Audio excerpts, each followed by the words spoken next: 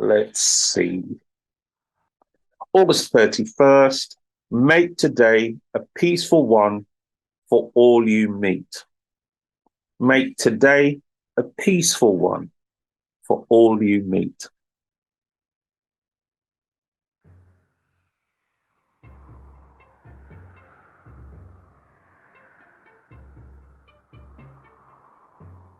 August 28th, don't count tomorrow's blessings today. Don't count tomorrow's blessings today.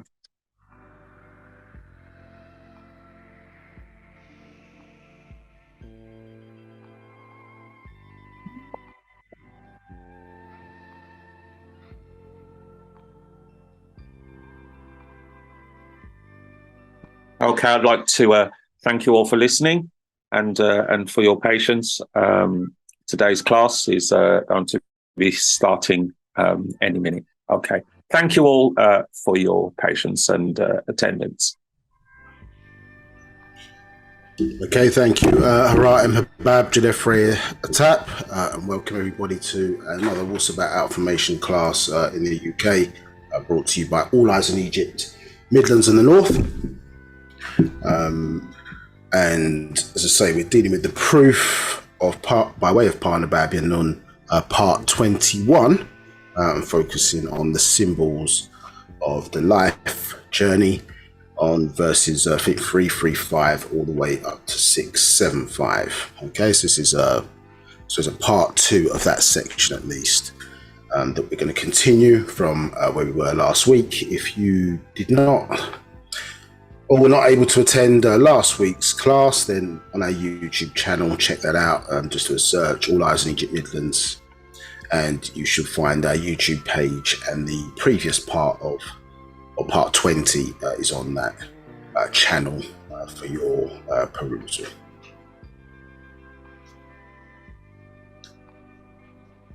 Okay, I'm going to assume for time being that those who have joined, there's no sound issues or issues where they can't see the screen, so I'll forgo the polls just for time. If there are any issues, please communicate in the chat, just let us know if there are any problems with the sound, etc., or anything of that nature. We'll progress it in that manner. Okay, so let's start off the proceedings today properly by a cultural expression called Partak Yud, the affirmations. If you join us for the first time, we are the United Sabians worldwide, and who are known as Musbatu, and our culture is known as Wu-Sabat. The science of the Sabian is known as Wu-Sabat. The spiritual science of the Negroid or Nagaru is known as Wu-Sabat. And obviously in the founding of our organization, founded by a person by the name of Dr. Malachi KZ York,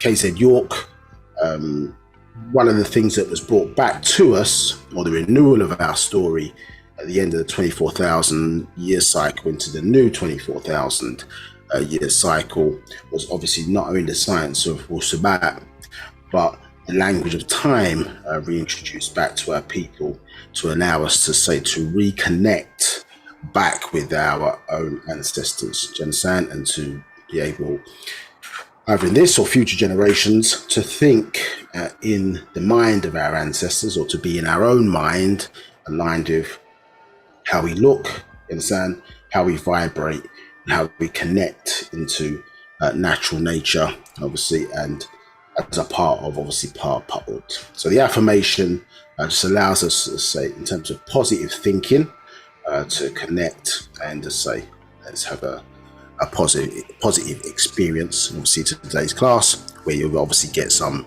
learning and shaping out of what we seek to communicate today. Understood. So it's going to be said in the Sabat language in the first instance, and then we'll translate into English. So nothing to fear if you're joining us for the first time.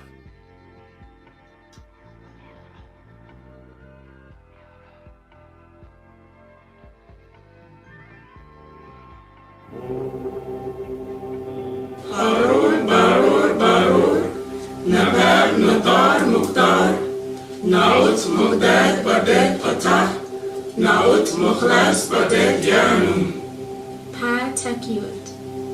Anuki Jawef Pa Ashuk Hem Pa Paut, Wukalal Ashuk Kawun Jawef Neya, Anuki Kasam Em Pa Paut, Wu Pa Paut Kawun Kasam Em Neya, Anuki Wahu Ane Pa Paut, Wu Pa Paut Kawun Wahu Ane Neya, Nakuk Kadur Najib Ame Kasam Em Pa Paut, Wu-Sabat Ame Mushkhas Nakuk Kadur Kawan Kalal Pafaf Nakuk Arad Jawef Pa Paut, Ame Wase Ame Aradni Kawun Laye Bakoy Jawef Pa Paut, Anuki Abed Leye Nafashni Pa Paut Kawun Anuki, Pa Paut Kadur Nakuk Kadur, Pa Paut Amul Nakuk Amul. Barur Barur Barur.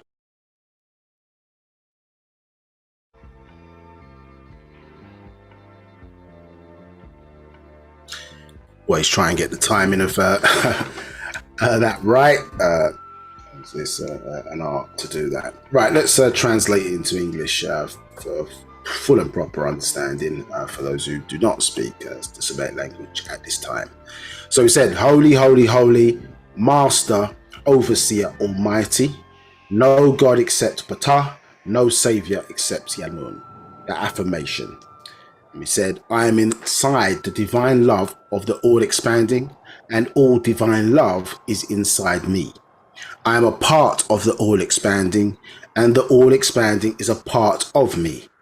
I am one as the all-expanding, and the all-expanding is one as me. I can succeed as a part of the all-expanding and fail as an individual person. I can be all that I wish in the all-expanding, as long as my wish is to stay in the all-expanding. I am never by myself. The all-expanding is, I am. The all-expanding can, I can. The all-expanding does, I do. Yeah, so again, a positive affirmation there, referred to as Pa Takyut within the Sapien culture in that regard. Now, if you just join us, as I say, on the Zoom platform for the first time, if you need to adjust you've got a panel in front of you as what we're referred to as an attendee within the system. And this is how we sort of use it. So if you've obviously want to use a chat area, ideally don't put questions in there, or don't put questions in there. Select everyone as your distribution option. So it's for feedback, reactions, etc., etc. Maybe certain discussions are going to be going on based on what we're talking about. So that's what the chat area is for. And then if you've got questions in the context of what we're talking about today, do not sit there in ignorance. It's an interactive session, so feel free to ask questions. So the two ways to do that: raise your hand, or you can press the Q&A button. So the raise your hand button is if you want to come in direct and ask your questions live to me as your student teacher for today, Nabab Kakni-Hess. And once prompted, you'll receive a message on your screen. It's simply you unmute yourself and you can come through live and ask your question directly. If you have dialed in, those options are slightly different. So it's *9 to raise one's hand, and then *6 to unmute yourself when prompted. And then once we give you that power, you do have the ability to mute and unmute yourself at will. So we just ask you to stay muted once you've finished your interaction. The other way, if you do not want to come through live and ask a question directly, you press the Q&A button and type in your question, and then one of the facilitators today will read that question on your behalf. Obviously, we'll do the best to answer your question. If there's a follow-up, then feel free to just press the button again or follow the same strand, and then, as I say, ask whatever clarification you need, or if there's any follow-ups in relation to that. If you're on Facebook Live, we're not monitoring the chat at the moment in the live context of the class. So if you do want to ask questions, you'd either have to join us on Zoom, or somebody within Zoom who's maybe monitoring both the two things can ask the question on your behalf. We will be going forward, I think around about early next year, we'll be monitoring that chat and engaging live. We're on Facebook at the moment, focused in on the Zoom platform. So if you have questions, click on the link. If you have not registered previously, it takes about 15-30 seconds max, and then join us on Zoom directly. No poll questions today, so I'll leave that section for now. Dr. Malachi KZ York, as we already expressed, is the founder of our organisation, born in Takoradi, Ghana, June 26, 1945. Do a bit more detailed introduction to who we are in part one of this month's class, which was last week. So if you want more detail, who we are, etc., then check out that class today. But importantly, we are a matriarchal culture, which means obviously that we recognize the female first, or mother first in that regard, and that aligns with natural nature. So it's important, as I say, you understand that when we're dealing with who we refer to as our teacher or our master teacher, or the master teacher, in the context of being a master at teaching, which is what a master teacher, the terminology really means, do you understand? And obviously in any subject, understood, under and above the sun, but came here obviously by way of two parents, so the true triad for us, for our life form.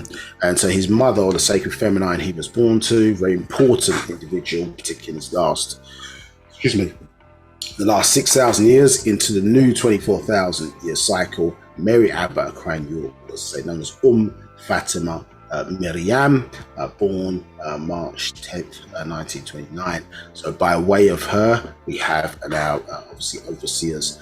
We have the master teacher in this day and time for us. So she played a particularly important role, and also has written several books conveying, I suppose, her life wisdom to us in her embracement of Wu-Sabat, the new cycle, new information in this day and time, and imparted her wisdom upon the tribe, in a sense cementing her legacy, really, for us to apply that in our lives day to day. So Mary Abba York, and as we sort of expressed before, we ask you to sort of note the importance of the sort of lotus flowers you see from us as the ancient Egyptians. Obviously, you see here showing again a symbol of regeneration and acknowledgement, obviously, of the power of what that represents inside of the woman, in terms of the lotus flower, and an actual fact actually that goes into that in some detail, referred to as the lotus of life, understood, gospel, a specific message tailored for sacred feminine or women, to aid their transformation in this day and time, which is what nature obviously is restoring back, which we know in our doctrine as the thereafter doctrine. Do you understand? So hereafter is when the devil's rule ended. You understand? 1999, or September 9th, 1999. So moving into the year 2000s, and in 2012, which often is wrongly associated with the Mayans calendar, but in actuality relates to a phenomena way before that calendar even existed, understood, known as precession of the equinoxes, and phenomena where basically the axis of the planet points either towards the center of the galaxy, where there's a massive black hole, or points away from it in these periods of time every 12 to 13,000 years. Understood? There's a shift of energy on the planet, understood, and part of that shift is bringing the females back to the fore again, to power. So that is thereafter. We should talk about the event 2012. It's a symbolic number, awakening awareness. We'll touch into that a little bit today. Some talk about genetic explosions, and we'll touch into that a little bit today in the class. And as equally as important, of course, is the sacred masculine, who obviously provided the seed for the physical vessel to allow this Amun Nabab to fulfill that purpose in this day and time.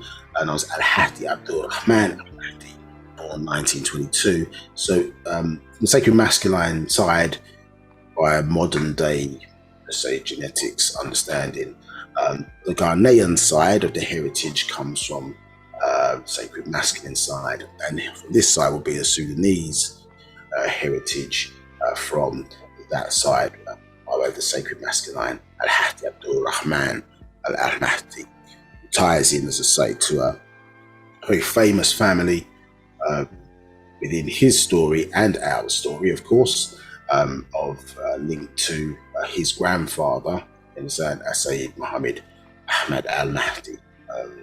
Again, a very important individual within our story who brought to a team, a very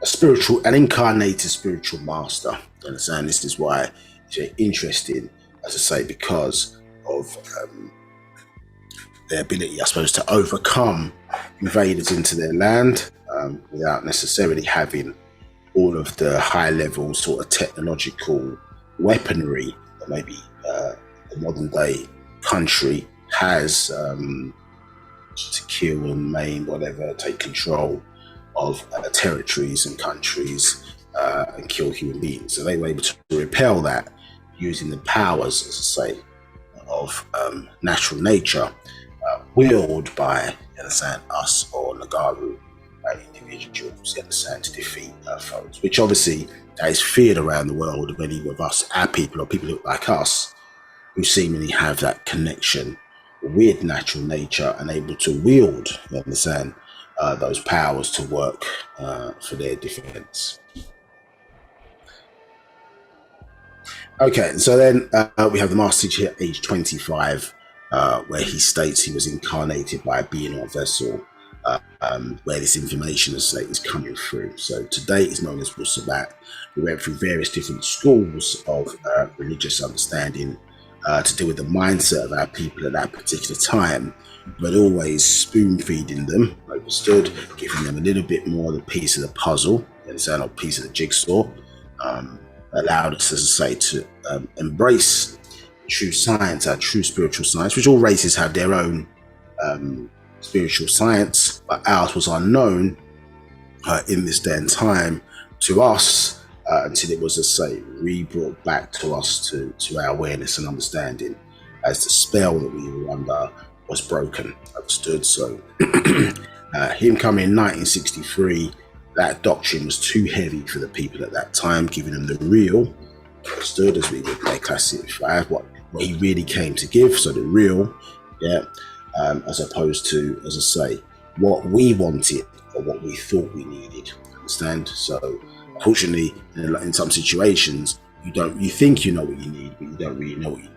Sometimes it takes someone outside to understand this is what they're sick or suffering from, and this is what the cure is. Do you understand? So, we're not necessarily, it's very difficult to self-diagnose, not only your own self, but more difficult to self-diagnose what the problems are for a race of people who have been what we've been through. Do you understand? And what the medicine is needed then to cure or fix that.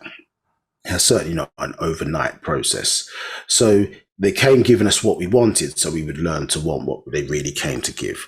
You understand? And so that meant, I say, being in the guise and teachings being framed in a way where, as I say, you were kind of spoon-fed. Do you understand? And part of that was obviously the poison to our system or to our mental of the monotheistic religions. That same poison was necessary or used, do you understand, in a positive way as a medicine, do you understand, as the antidote to the poison, until we got to the point where we'd be ready to embrace our own stuff, understand, at the end of the spell. So the first 30 years of symbolically of the half an hour from 1970 to the year 2000 was necessary to break the spell of religion, to understand, as I think some say the Bible is referred to as basic information before you leave Earth. But to us as the ancient Egyptians looking back, Not that we studied a Bible or a Quran or things of that nature, but in terms of the mindset of what they would have looked like to us at that time, they would have been sort of baby steps or early degrees. Now today, all the translations have messed everything up. So whatever sort of purity was in their book, you really have to kind of dig, and find it, or know what you're looking for, and see what really the message is, the kind of context, cultural context. It's all stories, fabrication, unproven, lies in there. Yeah, it was designed to confuse. Bible and the word Babel was designed to confuse. But an incarnated master is able to take that which is bad information, understood, apply the alchemy to it, and take that which is bad information and make it good information, understood, so at least that we could benefit from it in some way. So part of the transformation was to give you those early degrees in a format that was our own. Do you understand? So by way, a person that looked like you had translated it, gone into the language, dissected it, and made it, I suppose, useful enough for you. You understand? Because that's what we wanted. We wanted to worship. We wanted to believe. At the moment, and this happened in these classes. You tell a person, you understand? As you understand it, understood. There's no most high in the way in which you've been taught with it in the Bible. Let's say, for example, people sort of feel lost and there must be something. Do you understand? This all can't just magically be here for no reason. Well, what if you're the reason? So the responsibility of finding out certain things, and the reality is people are not ready for reality in certain instances. So we had to be spoon-fed, given the fragility of the Nagaru mind, on a link to mental, and the absence for so many years really of our information, or the outformation, the true outformation, informing the informing here, or being presented in the informational context in this planet, being absent or missing, or not at the forefront, because of modernization. So the last 6,000 years, the more Dhamma or the Adamite, has progressively, grown in power, and obviously today it controls, most of the media sources on the planet today. Do you understand? So a lot of things that are presented to you, you're not getting a holistic picture. The word modern, as you're aware, through etymology, ties into the word mode. You understand? So even though you've got a full light electromagnetic spectrum, as we were touching upon in the last week's class, that takes you from, let's say, as they have it, red all the way to infrared, so beyond red, and then the visible point is ultraviolet, so beyond violet, infra below, ultra beyond. You understand? So taking us into the light, we can't see the black light. Understood? You're only seeing locked into a certain portion, and it's the same with information. So in the modern era, you're only locked into a portion of the information. Most times we don't even understand the context of how things have been placed, and perception, context are important, at least for us, when it comes to factual information. If we're getting back to the source, the true, as we talked about in the proof, or was talked about in the proof, the true jigsaw puzzle, which enables us to unify. So the whole point of our spiritual science was helping us to unify mentally, so that we would basically be able to then come together and do things together physically in a state of unity. So unless the mind is right, or nothing could be done right unless the mind is right. So the mind had to be corrected first. And really, when you say mind corrected, it's not only a case of cleaning out literally our brains had to be washed, understood, to be ready to receive, I suppose, the proper or true knowledge again, but also our link, the link, which is what the mind into the mental is, had to be restored again, understood, and it's still because of genetics, bad information that we've been taught, that line or that frequency connection can still be polluted because of the way in which we perceive information and see things. Do you understand? So that process obviously is ongoing, and why we say in this day and time, well, we used to read with an open mind, but today now you must read with a controlled mind because of who we are and our ability to receive so many different types of frequencies. It can be difficult to say what the influencing factors are. So part of our own internal spiritual journey is to find out or be connected with our own voice and the voices of our ancestors that are for us, as opposed to the voices of things within our genes that are not for us. Do you understand? And being able to distinguish that which is for you and that which is against you is part of breaking the spell. Do you understand? In terms of this breaking what was known as spiritual ignorance. Characteristics in right knowledge. We talked about racial blindness and spiritual ignorance. So one is not knowing how your body or the universes into multiverses, omniverse works in and around us and how we're connected to it. We're ignorant to those powers, ignorant to the rules, ignorant of it until it was retaught to us and still being taught to us. And racial blindness, not knowing who the evil one is in the many forms in which they present themselves and appear. Do you understand? So, white devils, black devils, yellow devils. Understood? You understand? So then you have to understand what the definition of devil is in the context of Wu-Sabat, not biblical or some Quranic definition, which is outdated for our era or the modern era, if you can refer to it as that. Yeah, so in our story, the renewal of our story, every 24,000 years, Egyptians refer to the Riskians, who are our higher or etheric ancestors or parents, referred to this being as Nabab, Hakta. Us as the ancient Egyptians referred to that being as Tahuti, a vehicle or vessel for our ancestors to be able to speak through. Understood? And so what you're seeing here in terms of the picture is that being at age 25, when he was housed by one referred to as El Khadir to deal with the religious degrees at that particular time for the first 30 years. And then with the incoming of a book, our own scripture in this day and time referred to as the Holy Tablets, which the Honorable Elijah Muhammad prophesied to come and referred to as the Book of Lamb. Understand? So Lamb is a sort of Arabic equivalent for the letter L, and one of the characteristics of this book was that each chapter started with the word lo. Understand? Lo, L-O, and lo this, lo that. Understand? And this was a sign of the Book of Lamb, which the cane that the master teacher used to be singing with, the shepherd's cane, there's a proper name for it, but the shepherd's crook.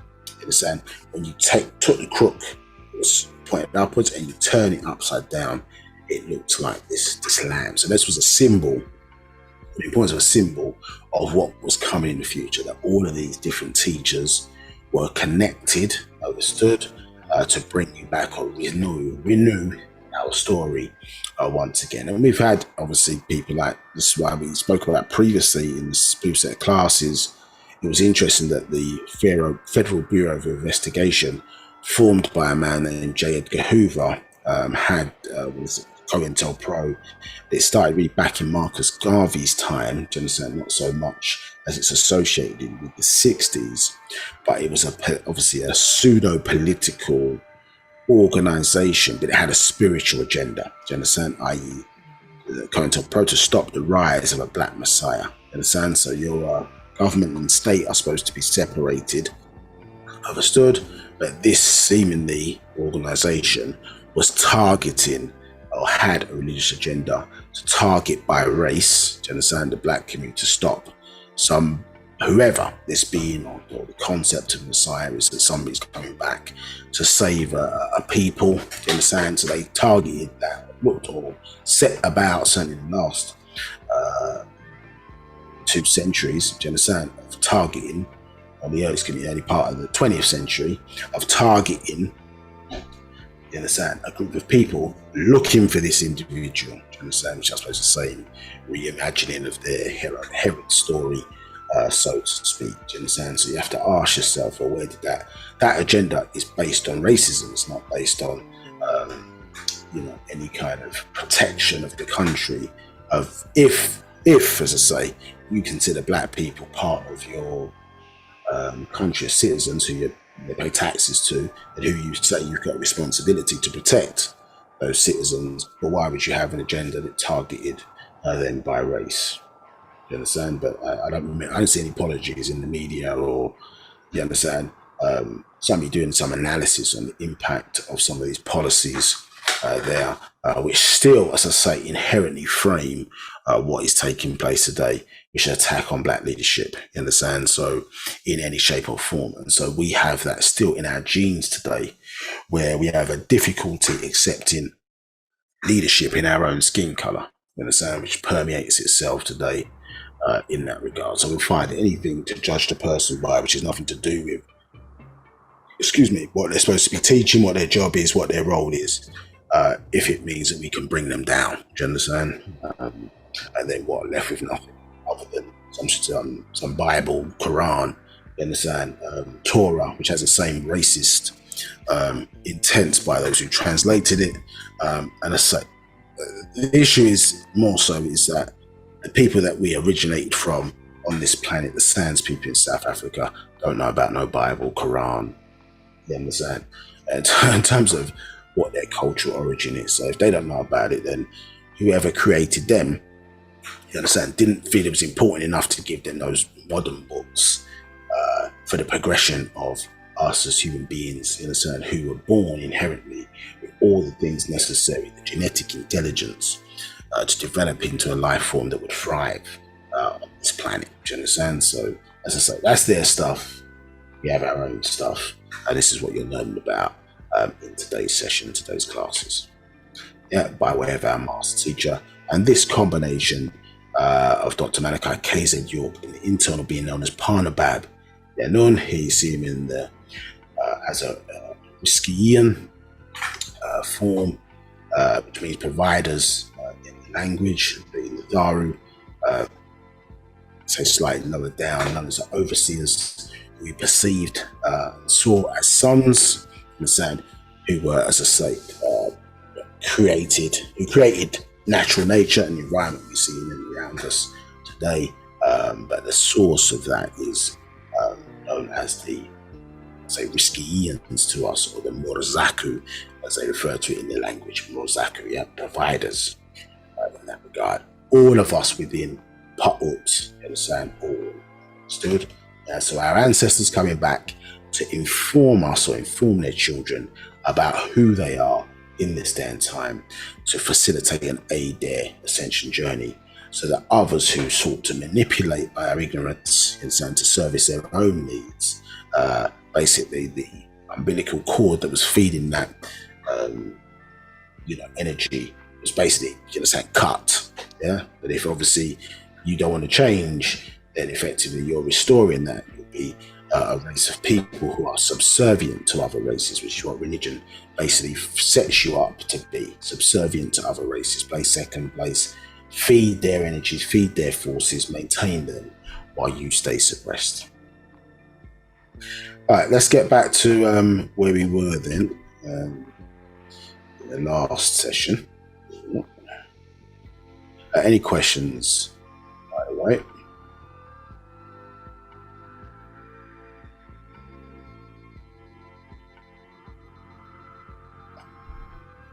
Any questions?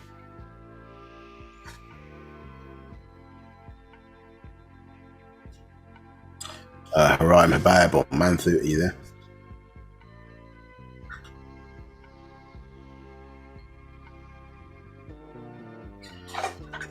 Okay, I'll take it. There's no questions for the moment then. Okay, let's crack on then. So we touched upon this in the start of the last class, and so I was going through the proof in some detail and revisiting some of the sort of previous concepts coming from the previous parts.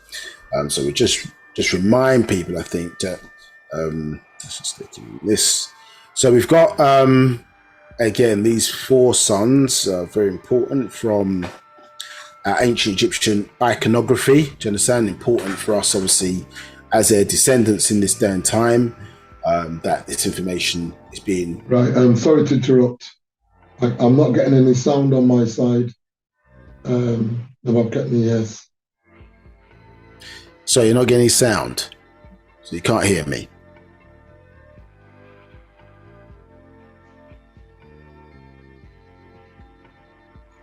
So Manthu, sorry, you're saying you can't hear me?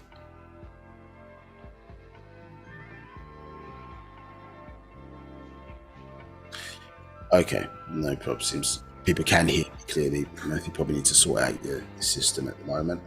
Okay, so what we're seeing here is that we've got 4 sons, and as we explained to you last week, or a few times, but I explained to you last week again as well, Atum is the position, understand? So the raising of the sun in the morning, Atun is the sun at noon, Amun is the sun as it appears to set. So, and then Anun is the sun that we don't see, because the part of the planet that we are on has rotated away. Also, it's falsely called night time, do you understand? But night in Old English comes from an Old English word, and it means the absence of light. There's no such state where the light is absent.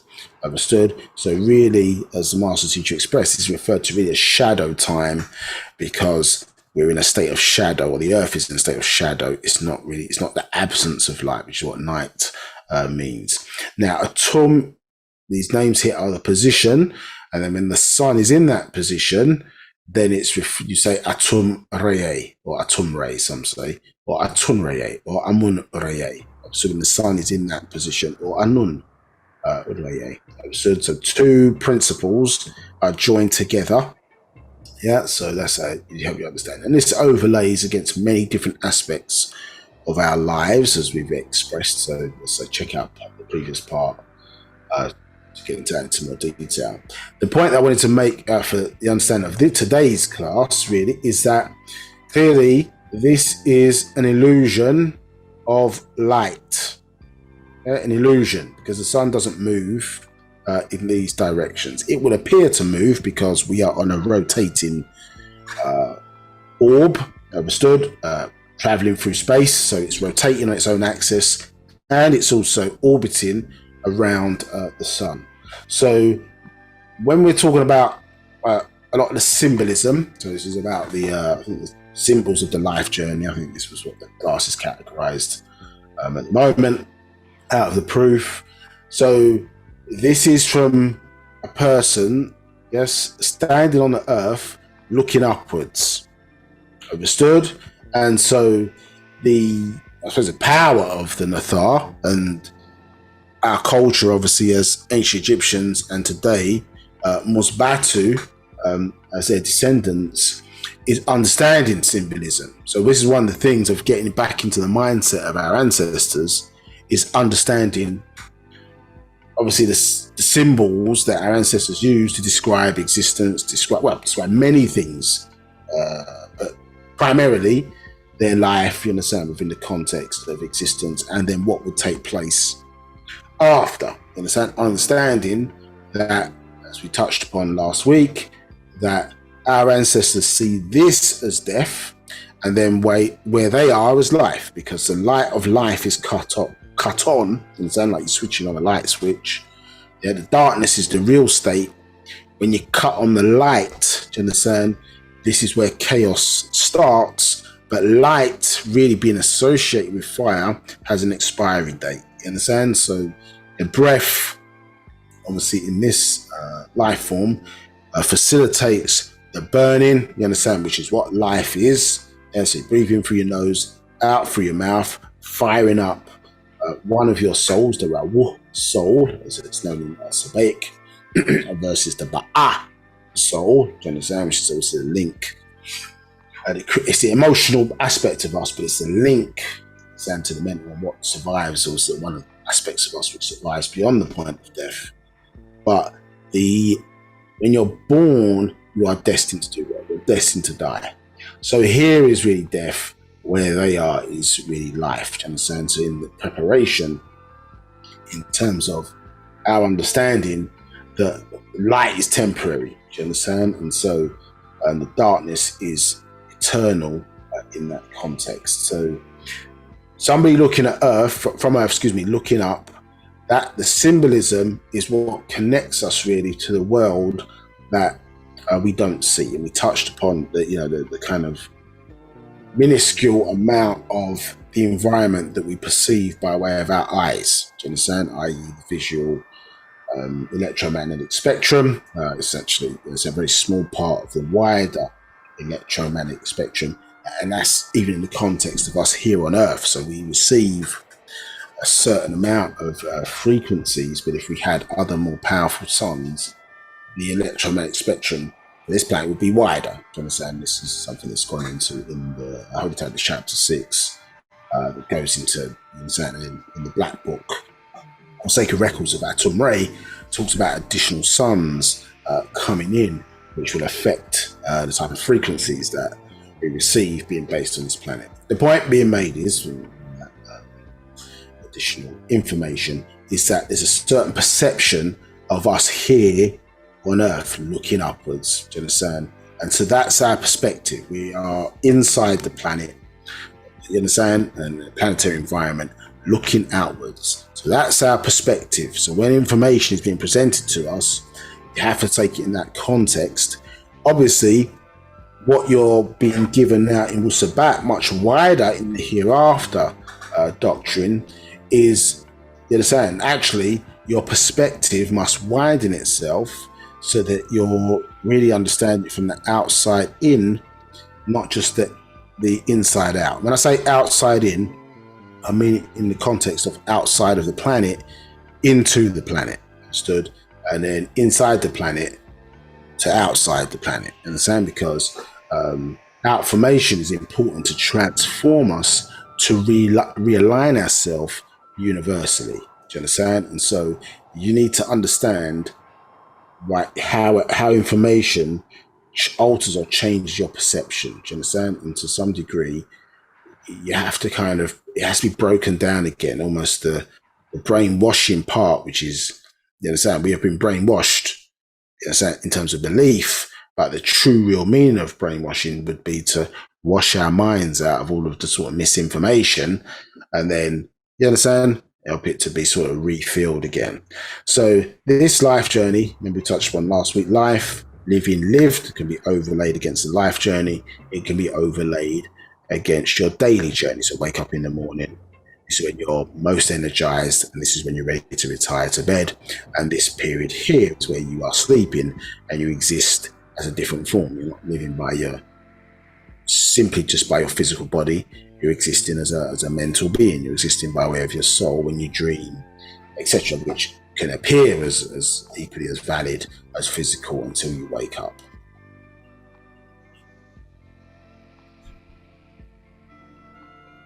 So, let's revisit this diagram here to show you that same thing here that we're talking about.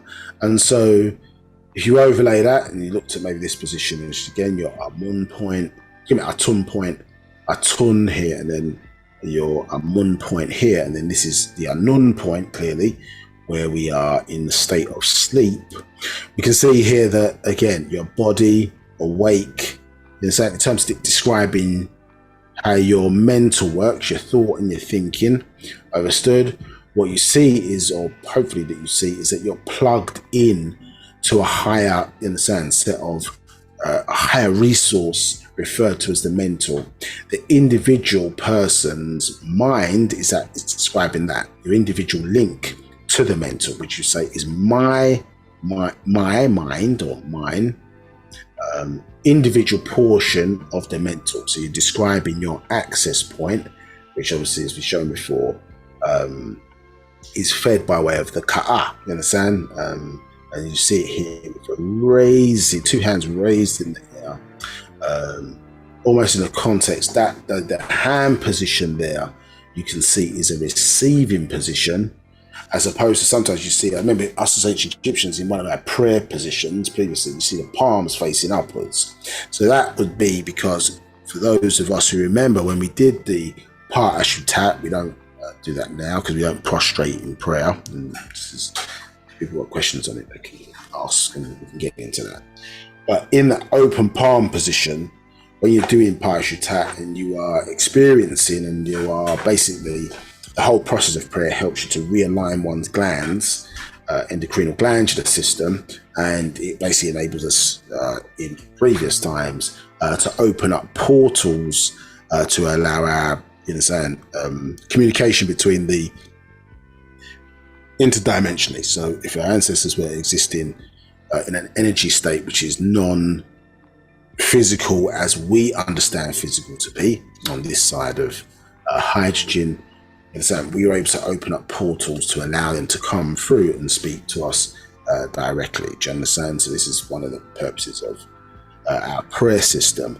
But also what was happening is that we were converting light energy into tachyonic energy. So out of our palms, the open upper palm position, that's helping to keep the forces within the universe together. Do you understand? So we're contributing, we're taking energy and we're converting it, understood, into a different format for the benefit of maintaining existence.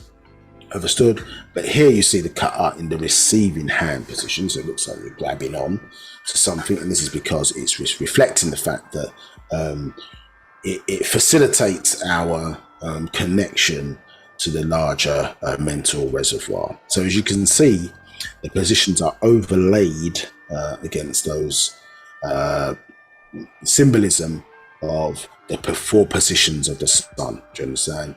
And importantly, as you can see here, slightly different to the physical body, is that the term information here, when it relates to the mental, you can see the word information was defined here as what relate the mental journey or what is contained within this universe. Understood? And then outformation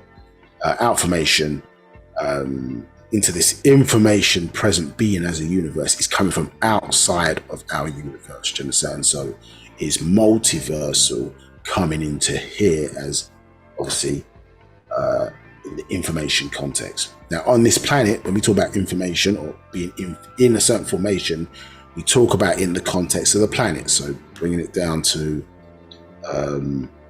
where our existence is, we define information as things relating to this planet.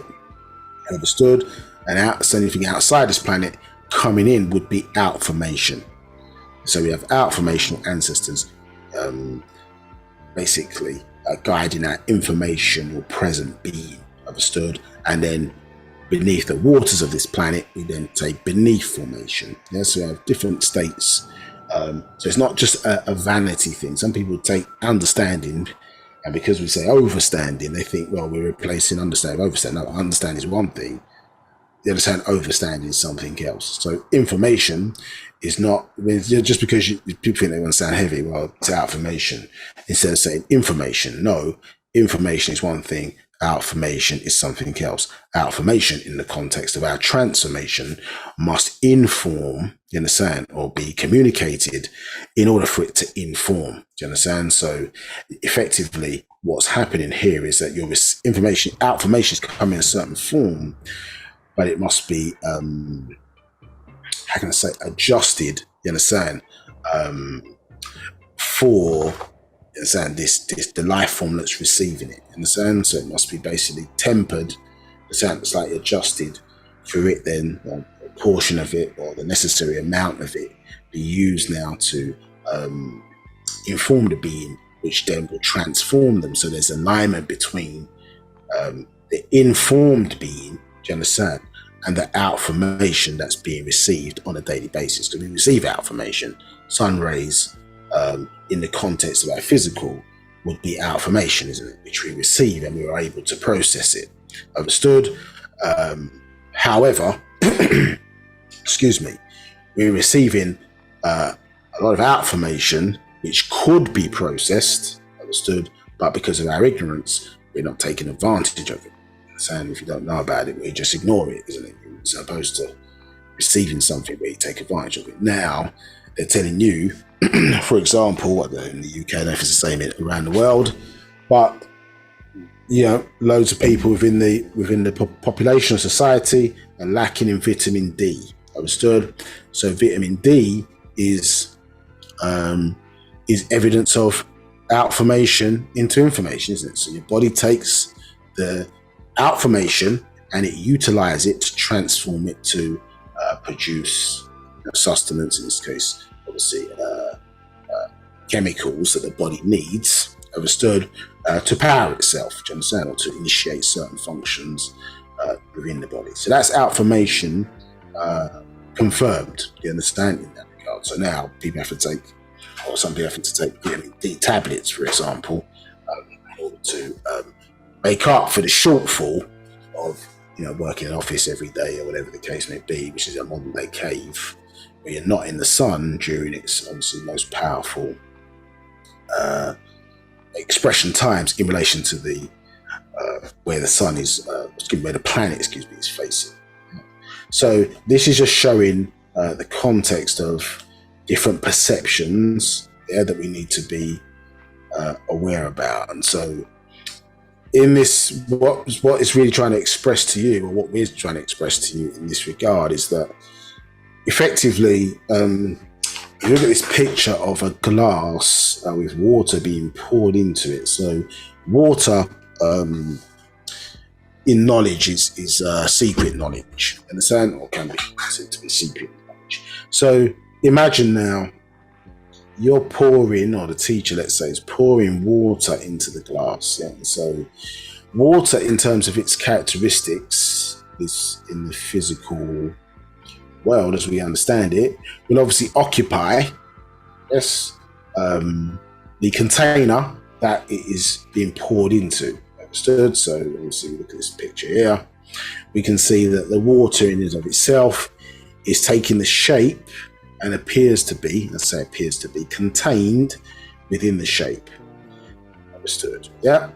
So, however, what you have to understand is that when we're talking about outformation, you understand? So, when we talk about outformation, really and truly, it's not just the water being poured into the glass. When the water is being poured into the glass, when we talk about outformation, yes, the outformation, understand, should change the shape of the glass, yeah, to match the water, not the other way around. Yeah, so what's happening is that we're not learning information. The outformation is informing us. Yeah, this is what it says, in a certain formation. It's shaping our being. So the information is transforming you inside out and outside in. Understood? So in the context of us, who are 71% water, understood? Yes, we basically, the glass is being informed or outformed or reshaped by what the water is bringing or what it contains. Yes, so knowledge is reshaping you, understood, and reshaping your perception so that you are in alignment with the outformation. That it's not something that's separating, that you're separate from. What's happening now is that the outformation is being poured in, but the person, i.e. the glass, is too dense, understood, not willing to change, yeah, because our egos are in the way. So we're thinking, well, what happens is the outformation is coming in, but we will take our old time perception, as the tablets describes it as, of what we're comfortable with, and then make the outformation fit to us. Yeah, so you want to basically have, I don't know, God and Wu-Sabat. You want to basically have prophets and Wu-Sabat. You want to have Jesus and Wu-Sabat. You want to have Muhammad and Wu-Sabat. No. You understand? You have to be malleable. You have to be open-minded. Now, part of all the 30 years of teaching or whatever was being expressed was so that a black man or black woman or black woman and black man, you understand, could trust the teacher or trust the source of the information that was coming to allow itself to be reshaped, redesigned, you understand, retaught, because we were ignorant. We don't know no better, because we only know from inside the planet outwards, or think we know from inside the planet outwards. But obviously what the new cycle information is informing you is that you've got outside, you've got inside, there's the inside the planet itself. Do you understand? Influences. You've got influences 360. You understand? And then spiritual, I don't know, a 360. 720 surrounded influences. Do you understand? And you don't know nothing. So like the same way you might walk into your first, I don't know, martial arts class or whatever, we don't have a problem if we have got some trust or know that the teacher's competent in what they're doing. We don't have a problem in following exactly, understand, what our sensei or whatever, or the sensei says in order to shape us, and then we get to a point where we get really good, but there's still always that distance in it between the master and the student, even though the student may reach a certain level, at their own style of thing, and maybe go off and do their own thing. Do you understand? Or teach in the same class or group of students they're teaching, but there's almost a complete trust in the beginning because you don't know nothing. Do you understand? And so you're being shaped by the teachings, isn't it, of that individual master in that regard. They bring other things into it, and you start to take it to another level. But in the context of us, who are you going to? Because Mukasu's not teaching Wu-Sabat. You understand? The Indian man's not going to teach you Wu-Sabat. The Orientals are not going to teach you Wu-Sabat. So no one else on the planet is going to teach you about you except you who knows, not you who don't know. We're happy to teach you. The black man and woman are happy to teach other people's doctrine to its own people, understood, and have a problem teaching its own doctrine to its own people, or mastering its own doctrine to its own people. And our doctrine hasn't really been seen on the planet until the renewal of our story, understood, with the birth of this incoming cycle. So everything else had a religious flavor to it. You understand? Everything else could be defined by his story. It wasn't coming outside of even prehistory, even pre-time. So certain events outside of the context of instance, so we could see, okay, well, this is how certain things came along. This is why the Holy Tablets was an important book, still is, I suppose, between the bridge between religion and reality, because it's changing the perception. In a sense, bringing some reality in. You're not talking about God clicking their fingers or whatever, and man was magically created. No, certain cells had to be placed in the waters of this planet. Do you understand? Single cell amoebas, do you understand, by today's language, growing and then going through a series of growth stages, not click fingers and things magically appear. Do you understand? And then teaching you what came before the physical, and open your mind into the intelligence and beings of intelligence that created what we're calling the physical. Do you understand? So just in terms of a perception, you have to remember with this symbolism stuff, we're looking from the inside out. Understood? Obviously, in the context of Pa'ut, it's always going to be inside out. You understand? Well, not even, there's no inside out. Excuse me. We're inside of it, so there's no outside in the context of the whole thing, the omniverse. That's why we say we're a part. In the context of us here on the planet Earth, and understand the symbolism of our particular ancestors, we must remember, yes, it's from the planet Earth looking upwards. Do you understand? So even when we touched upon time last week, yes, and someone was asking a question about why time feels why there's not as much time as there used to be for things, is because it doesn't matter how much. When if you draw a circle, for example, and you cut it into quarters, it doesn't matter how big the circle is it? If it's large and you cut it into quarters, it's still a quarter. If the circle's small and it's cut into quarters, it's still a quarter. Understood? So in the context of our perception of time here on the planet Earth, the events that regulate time, understood, like, for example, the sun turning on its axis, one full rotation, where we see depending on what part of the planet, you get a certain amount of shadow time, night, as they refer to it as, and a certain amount of daylight, understood? So the context or the frame, that can be cut up You understand? However, you want to. Do you understand? I.e. called hours. Understood? But the point being made is, if the same events, or those the framing, i.e. the event of it turning its axis, doesn't change, and you still got it cut into the same amount of hours. If, for example, matters are sped up, where it may feel from a perception point of view a lot faster, the hour is still going to be an hour. Do you understand? So even because we were outside maybe those changes, you may remember vaguely what the hour used to feel like. Now the new hour, which we touched upon last week, we've gone from an hour to that same hour being now 15 minutes. The perception's changed, but the way it's been cut up is still the same. So an hour is still an hour. Understood?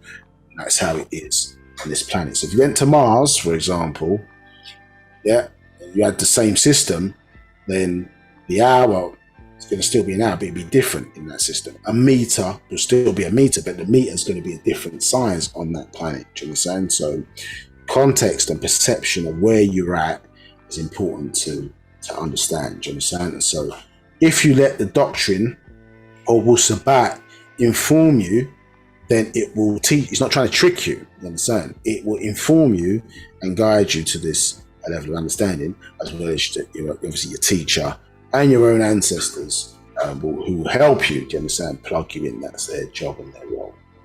So Wu-Sabat is informing you. Is using Outformation to inform you. You understand? Which obviously is reshaping you. So the glass. Let your glass, or let the water, symbolically speaking, do you understand, shape the glass. Two things for us need to be in alignment with each other. Now, another area of perception is that the ancient Egyptians, or us as the ancient Egyptians, what the definition of the devil was. So the devil to us is not some being with horns and a pointed tail, or whatever the case may be. The devil to us, just as a reminder position, was bad, you understand, bacteria or germs, you understand, which cause diseases because you can't see. Understood? This is why that term, well, their term, cleanliness, is next to what? Yeah, and then so then the opposite must be true. If cleanliness is next to godliness, you understand, then what's the opposite? Then unhygienic or dirty practices must be associated with the devil. Do you understand? And so as they would refer to that. So obviously in Wu-Sabat, the devil is anybody, or devils is anybody who destroys or messes with your, or affects your definition of peace. Do you understand? So it's an attribute that can be worn by or held by many parties. Do you understand? But this is important to know. So when you're reading the context of this, then you know, at least at a macro level, what's being expressed. Now, at a macro level, does that affect us on a larger level? Well, of course it does. Do you understand? So a disease, if it be mental or physical, can affect one's behaviors. Do you understand? And the question is that, you know, who's the one really in control certain times, and how intelligent are these these bacteria? Do you understand? Well, who's in control? Is it human beings in control of the germs inside them, or are the things inside of us controlling us and controlling our behavior and the way we behave and express ourselves, and so on and so forth? It's an interesting point to look at. You understand? This is the master in one of the classes says, is man studying chromosomes, or you understand? Is man studying chromosomes, or is chromosomes using man to study itself in order to develop a better chromosome? Paraphrase. Do you understand? So which is it? So in that regard, but we had knowledge at least to try and say, well, these in an adverse situation were a problem. Saying because and actually, if you look at some of the diseases that key people within our story died from, today, in the modern era, you'd be looking at that and thinking, you can be highly scientific, let's say, for example, but it doesn't necessarily mean you can be prepared for new diseases. Because in the case of Hatshepsut,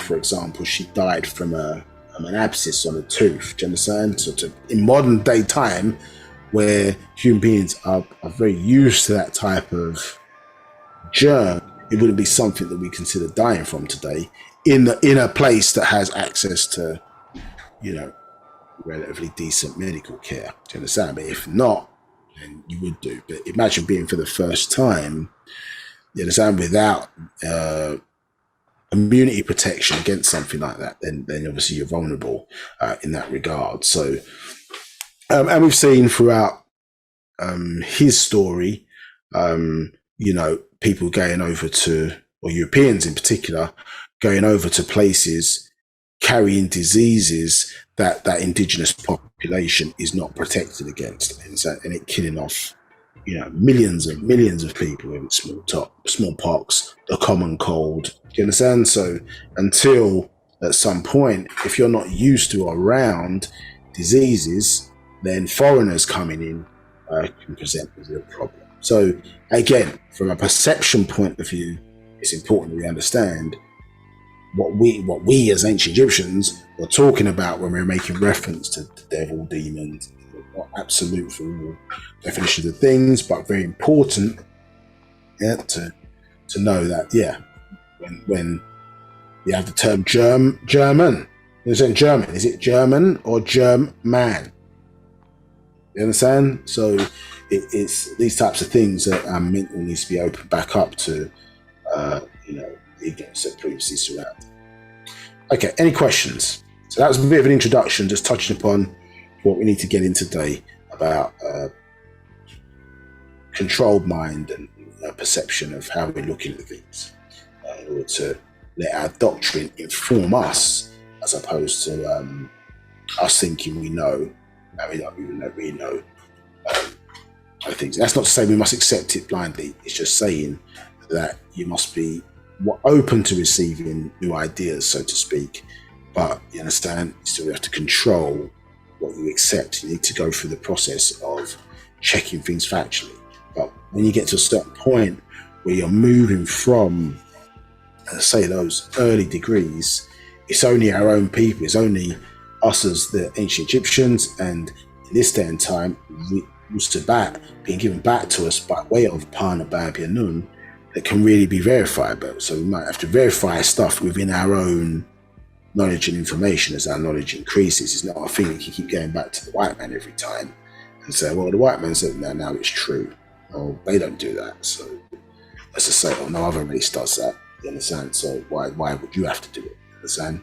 So you're going to have to learn to do that within your own context, but not at the same time just accept things by way of belief. So you're going to have to frame your being in order to be informed, or outformed to be informed. Now, any questions? I'll move on to a word last time. No questions. No questions. Okay. Thank you. So we touched on this on the last point. I think it was Adamites you trust, one nation under God. They were stood, and let's say what this was, that it's related to them as opposed to us, understood. And we talked about, so I think we touched a little bit about Gad, if memory serves me correctly, and how that links into the term guard, G-U-A-R-D, and how we become a protective force for them in terms of our subserviency. Do you understand? Because of the way in which these books are written, the true God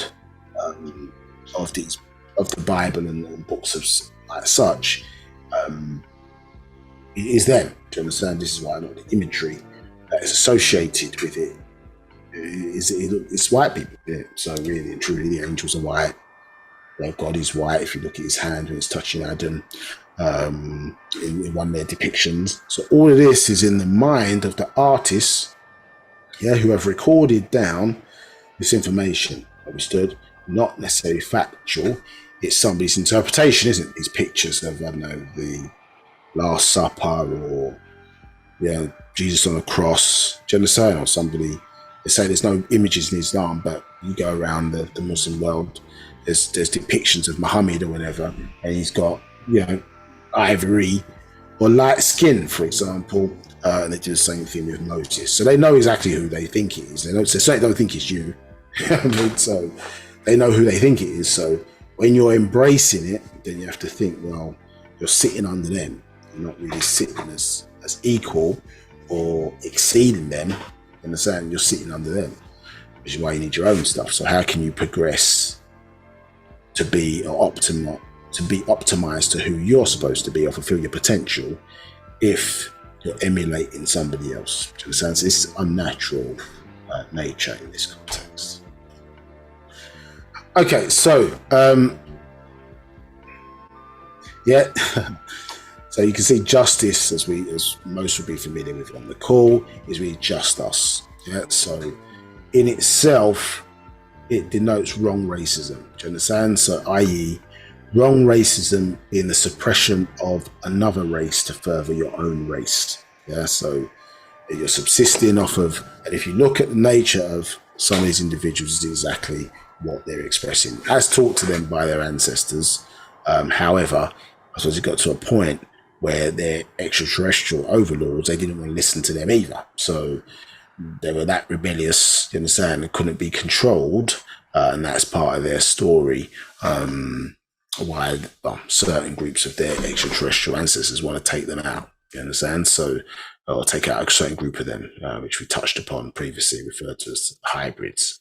Now, 364. So it says nothing they do or say is to help any race except their own. They know who and what they are, and some, namely the Yarapu Europeans, Jews, know where they came from and even when. 3761 BCE. Yeah, so this is their Adam's birth date, in their Bible. Yeah, 3761 BCE. 365. They know of La'an, curse of Barasi, leprosy. 366. They know from Adam to Muhammad that they are not Nagaru, Negroids, Africans, blacks, Musmaru, browns, or Musfaru, yellow races. Yeah, so these are root races of the planet today. 367. They know they are ruddy and white. 368. They know they are sick and dying. 369. They know they are unnatural in nature, a form of life in nature, yet not naturally grown by natural nature. They were grafted and made by Kameu extraterrestrials from Pleiades 7-star system that they call the seven heavens. So again, in your Bible, you look in Job chapter 9, for example, I think Job 38, you see certain star constellations mentioned, isn't it? And so, of course, the groups of extraterrestrials, in relation to their form of responsible for their creation, put those constellations, you understand, in the very books that they think guides them, do you understand, or is seeking to control their, you understand, extra behaviors, you understand, unruly behaviors, unable to comply with the rules or purpose that their overlords created them to fulfill. Do you understand? So we've got a situation there where there's 100 million stars just in our Milky Way galaxy alone. So the issue is, well, why are those ones mentioned? You understand? And so this is never really questioned clearly in the religious degrees, but those ones were placed in there for a certain reason, because there's a connection to those star systems in relation to the people that the book is being written about. Again, unproven stories outside of the book itself. 370. They know this one universe is of many and of the 6 ether and 9 etheric Mukwanu beings. 371. They know they don't have a Ba'a soul. 372. They know the difference between laws and rules. Laws are man's kind made. Rules are fatar, natural nature, grown. 373. They also know their 6,000 year dominion ended 2000 AD from 4000 BC. 374. So they use the term the rule of law to combine the two, as they see nature is at work, destroying their lands in the west by weather, viruses, diseases, sicknesses, deformed childbirths, even very low childbirth among Caucasoid world over, wars between themselves, finance bankruptcy, all over the Western world. Understand? So we can see here we're living clearly in these days and times in that regard. This book that we're dealing with is probably about 8 years old, if my memory serves me correctly. Do you understand? So, but as always, informing us about what is taking place in the day and time we're in. But importantly, is that, remember, their brainwashing as opposed to our brain dirtying is that to some degree, certain innocent, Mukasu have been brainwashed into thinking that they're superior to other races, obviously, on the planet. And the ones amongst them that do know their true origin and why they were created, understood, yet have not informed the rest of the world. And so they play a game through the media of just not being truthful. The fact of the matter is that if we all were if there was truth at the core of everything, even if it made you appear lesser than what you were, we could at least start from that basis. Do you understand? And, we respect each other for who we are, we respect each other's nature, and then find a way, obviously, to work together for the betterment of unity on the planet. Do you understand? And maintaining the planet and maintaining everybody's existence on the planet, but respecting maybe the differences and the changes as a result of our nature, as a result of our natural design. Do you understand? However, when you start fooling and tricking, you understand, then those are going to be the hallmarks or the seeds, which why there can never be peace or things of that nature until certain be with that mentality or mindset are removed by way of natural nature taking that kind of mindset really out. So there's a reset in terms of unity and unification. So many of us say are brainwashed, brain dirtied themselves, or brainwashed into thinking, as I say, they have a superiority complex. And so, for years we thought we were the lowest of the low. Do you understand? Through their media, their cinemas, do you understand? Their newspapers, their television, do you understand? So it's important to recognize the damage that has caused. A lot of people jumping up and down saying whatever their people suffered trauma, or were attacked through whatever ethnic cleansing and different types of things, and we'll constantly remind the world, rightly so, I suppose, so it doesn't happen again, of those issues. But then who, as I say, has apologized, who has pointed out the psychological damage inflicted by Western media on blacks around the world? Do you understand? So, Metrin Gold with a mayor for showing blacks in servitude, all these kind of different things, showing blacks constantly humiliated on the TV, blacks getting killed, do you understand, in movies. They're never the hero, do you understand? Always a sidekick, side person or whatever, playing pandering to the white star in the movie, even when they are the star in the movie. You understand? If you're a superhero, for example, then you've got a drinking problem. Do you understand? In one of the movies Will Smith was in some recent movie, and I've gone through this before, I've probably been repeating myself, but I think it was called The Eternals. The black guy was in there. They blamed him for slavery. He got the blame for slavery. Do you understand? And he was in a homosexual relationship. Do you understand?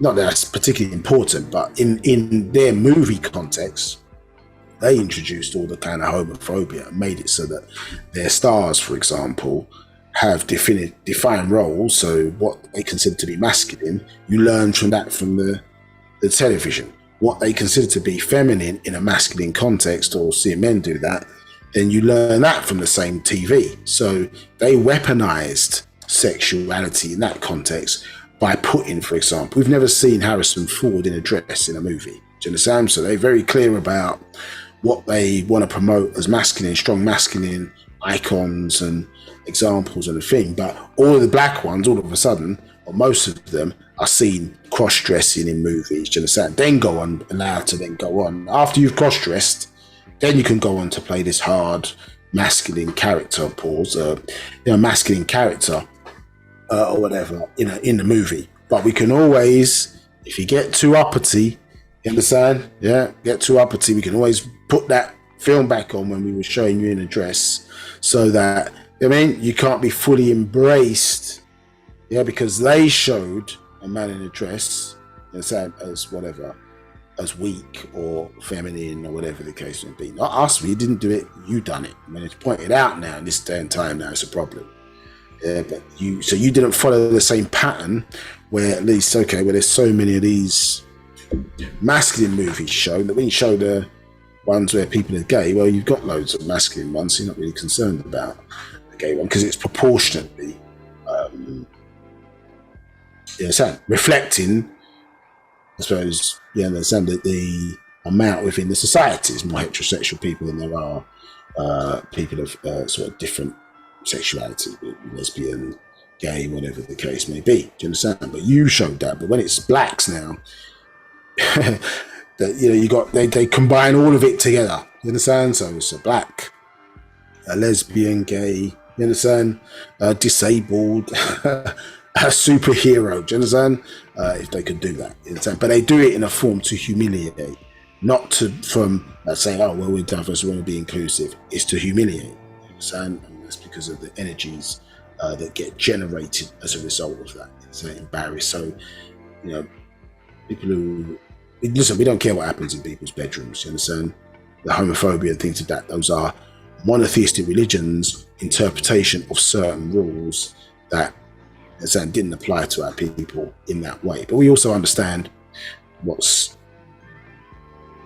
natural and efficient, and then what's come along afterwards. You understand? Now there's no judgment necessarily. If you're born that way, that's what it is. You understand? However, you introduce those things, you introduce those hatreds into the world, and when other people try to follow the same pattern, now you've created a system where you want to leave the status quo as it is, and anybody who tries to come along and redress all the mental damage that's been caused now, you want to stop that in its tracks. Do you understand? And you were the one who caused the homophobia in the first place. So you understand that the Bible and these kind of books, I'm saying the way they're drilled, particularly in the media, you're saying they give this false impression that certain people are more special than other people. Do you understand? And then now the fight seems to be over, well, who are these chosen people? Are they white? Are they black? Whatever the case may be. I'm saying to us as Wu-Sabat or Sabians or Nagaru this time, that's not our fight. Give them back their books, give them back their stuff, you understand? Leave them to it and embrace what's yours, you understand? Because you'll never win that fight. Yeah, there's so much damage has been done, as I said earlier, through the media. Yeah, and trying to erase people out of their history, but they can't define what Wu-Sabat is because they didn't create it. You understand? So they have to come to us for the definition of what Wu-Sabat is. They have to come to us as a master teacher expressed what Wu-Sabat means. You understand? And if many of us really embrace the hereafter into the thereafter teachings and start mastering the language, etc., and really knowing our doctrine and really restoring back the culture again, that's what makes it real. Do you understand? And the only real people around is us, as we can talk about origin, understand, and link to it and have evidence and proof, therefore, of the same. They can't say that. Yeah, they are a copy. Everything that they do is a copy of what somebody else done before. It's not original. You understand? They're not originators. Understood. So, nonetheless, we see what's being caused in this day and time. Do you understand? And to say how he was created. It's not racism. We're not interested in wrong racism. We're interested in defeating wrong racism. Right racism is people's, racial pride. You understand? Being proud of who you are, etc. Unfortunately, if part of your pride is killing others to further yourself, then obviously what is there to embrace? So not from our perspective, we're gonna have an issue with it. As I say, you live in the UK, they want you to embrace I know, Winston Churchill, for example, as a great military mind for the Second World War. But if he didn't like blacks, he was a known racist, didn't like blacks, and didn't respect the fact that black people also fought in the war and gave the ultimate sacrifice, gave their lives, you understand, to stop Hitler. Well, as a black person, even though you may be a British citizen, how can you respect those who don't respect you? You can't respect that. So it doesn't matter. It's not about patriotism. It's just about, you know what I mean? Because when it comes to when it comes to deducting your taxes from your wages, you understand, or your salary, there's no racism. All of a sudden, there's no racism there. Yeah, HMRC or the tax man, there's no racism there. But in life, outside of it, there's always this conflict. So were we respected when we fought in World War I, World War II, you understand, and other conflicts around the world? Were we respected when we came home? We wasn't respected. So why should you respect that or people who don't respect you? They don't respect the sacrifice. So I can't hold that person up. I can look at it in the cold light of day and look, okay, well, maybe he was an effective leader in certain things or whatever, and judge it from that way. As a whole human being, if he didn't have respect for me, I can't have respect for him. And it's not unpatriotic for me not to have respect for a man who didn't respect people who look like me, who didn't respect the sacrifice. That's his problem, it's not my problem. You understand? So these are things they want to create, yeah, to find ways to trip you up. If you understand, if we embrace this stuff. So ultimately, you have to have your own. You have to have your own. And the day and time of just a mix and blend of doctrines, yeah, it's the only person who's going to have detriment to is you. Yeah, so you must clean house and clean your soil before you plant things in there that you want to grow and flourish. Yeah, the soil of the mind must be cleaned before the seeds of Wu-Sabat can be properly planted to produce supreme beings again. This is what our purpose is, to produce and propagate supreme beings. So 375. Yet no matter what they do or say, the 6,000 Shamutat years is over by the rule of Fatir al-Fatah, natural nature, in this Wahu Makwan universe. And what gives this Wahu Makwan universe of natural and now unnatural nature life? So 376. And the Nadam, order, is universal ether in unity with the rules and dawarat, cycles of natural nature ether. And so this is now, when we're talking about, again, the shape of the glass, being informed with outformation about what's taking place outside, how things are in and around us, how it all works, how it all hangs together, which is primarily what these classes have been about, isn't it? This series of classes with the proof, this word unity, and note that the true jigsaw puzzle, do you understand, is truth, do you understand, is order. And you see here what's being defined as order is universal ether in unity with the rules, and the cycles, do you understand, of natural nature ether. So let's explore that in some more detail to get some understanding of that. So 377. So any questions? Any questions? No questions. Okay, so what is universal ether? So 377, universe ether is the liquid, mind and the energy of the universe. Yeah, so this is what it's telling us it is. Universe ether is the liquid, mind and the energy of the universe. So again, yeah, so excuse me. So a universe in and of itself is an intelligent, thinking, feeling, understood individual. Understood? Which we also, in terms of correlation, are also a universe. So because that came from a dual verse, our mother and father. Its life, Daman, blood, natural ether, is the Nishat energy that gives illumination and life to the multiverses and the persons and the Shayanat things therein. Still clear. 378.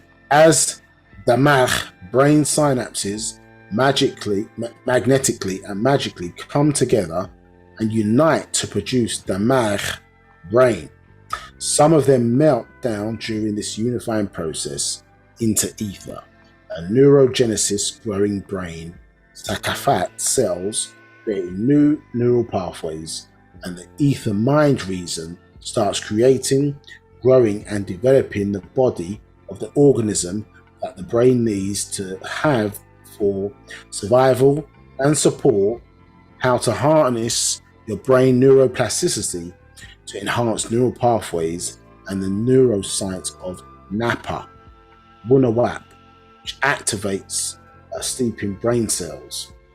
So we explore this in more detail, but if you remember from previous parts of this class, understood, and the journey of things, you understand, yeah, us as things, yeah, that going forward, you understand, the mind needs in its journey, or the journey of things, you understand, and the environment that the rules of things, and the environment that allows the rules of things to manifest itself, you need obviously time, space, and matter in unison with each other. You can't have existence doesn't happen without those three in unity with each other, understood, and effectively you can't separate. They're inseparable. You can't have one without the other. Do you understand?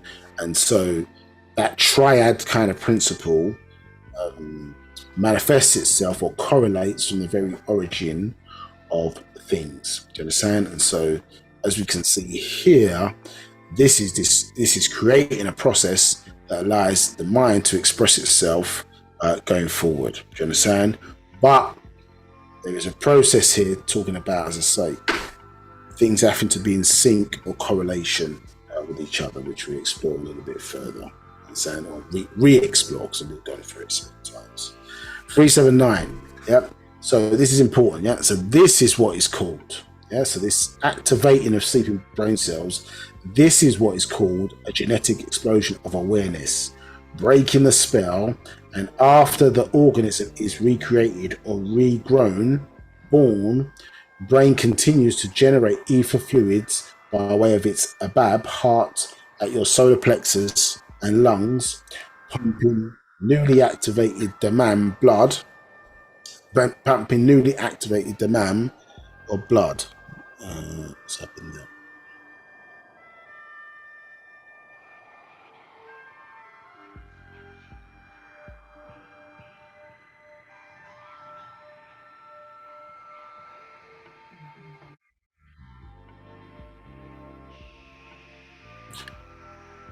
Just checking. See some. All right, Nabab. Is there no issues with the sound? I can hear some noise, some dropping off. Yeah, it says that someone's just joined. You can continue. Okay, no problem. So the Damag brain produces ether, which is a new Nawaf kind of life called mind and chaos reason, and universal ether is a combination of all the elements and all Nawa'u kinds of Madad material that can become Nishat energy and have become energy, energetic, warmth, heat of life, energy to the degree that anything can exist at any given point. Create one. And this means that ether at the right side or eastern horizon is Atum, origination of heat in living, Shayanat things, of Shanan's circle of Nadam, order, and has a greater amount of heat of the sun and activates the different elements, atoms, and Sakafat cells. And the left side or western horizon is Amun, declining of planetary warmth and heat. So a few things there to sort of unpick. So let's break it down in a bit more of a simpler format for us by going to some other scrolls to help us get that understanding. So we're revisiting, let's say, some of these concepts again. Obviously, if it feels like duplication, it's just so that, as I say, it sort of sticks really. So we've read this many times before, but it's to get this understanding or perception in your head of, let's say, that process of growth or revolution that takes place. Do you understand? So again, from this point of understanding of stillness into motion. So that there's a state, you understand, or world of things, do you understand, where, you know, where before, you understand, time, where you have to have, in order to have time, I suppose you have to have motion or movement within the context of environment. And then as we see these three things coming together, space, matter, and time, and mind, and all of it obviously is preceded by mind or mental or thought, which obviously would be initiating that. Mind becomes time within the three. So this is what you learn about what we was teaching about previously. But let's just walk through Patarak, which means the way. So yeah, chapter 91, 99. So it says, 1. Lo, my beloved creation, Nubians or Sabians, this you must know above all. So listen to the importance of what it's expressing here. Yeah, this you must know above all. So there are certain basic concepts within Wu-Sabat that we should be mastering. Do you understand? Obviously, everybody's on different aspects or different parts of their journey. It's not going to help you if you continue to try and mix it with the old stuff and old forces. Understand? Not in the context of understanding where you're at, and to go forward. So, you know, if we look at the proof, that book's 8 years old, let's say in that context, what we just read. Now, if we're reading that today, you know, are most of the people on the call or are listening on Facebook Live, for example, can they explain what we just read? Do they have understanding of what we just read? So bearing in mind that this what we just read here, which sounds heavy, let's be fair, probably sounds heavy in what's being described, was written probably many years ago, but published, you understand, around, I'll say 2023, so about 8 years ago, around about 8 years ago. So, as us, Sabians or Musbat or black people, do you understand? Yeah. Can we break this down? Do we know what universal ether is? Do we know what a genetic explosion is? Do we know what ether fluids are? Do you understand? Do we know what neurogenesis is in relation to us, and how universal ether seems to be exceptionally important as the blood of the universe, for example, or the equivalent of the blood of the universe, and how it works. So, if we're struggling to explain stuff which is 8 years ago, why are we going back? The Bible can't break this down. The Quran can't break this down. The Torah can't break this down. You understand? So the point is that yes, it's pointless us, I suppose, teaching if nobody understands it. But you know, when we're sitting here and trying to understand it, let's frame our mind to at least seek understanding of what's being presented. Not necessarily, I'm not saying to lower it to a level where we're making information comfortable because it fits into a glass, which is its makeup, and so it still has those old energies within it. You understood? That basically want to give you the basic version of the breakdown of the universe, etc. The kindergarten version.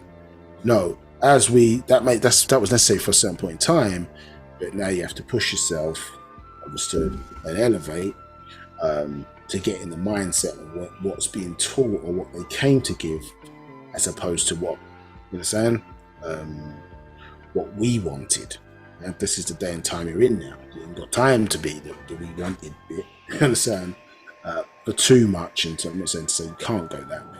You can't be the basis of everything. You've got to also allow yourself to grow and be taught so that you understand how the new cycle of things is being expressed. Because the old stuff, remember, he's dealing with his mindset, isn't it? Is to address the problems created by what he taught us. Is to address the problems created by what the Macassar has done to our mind in the process, understood?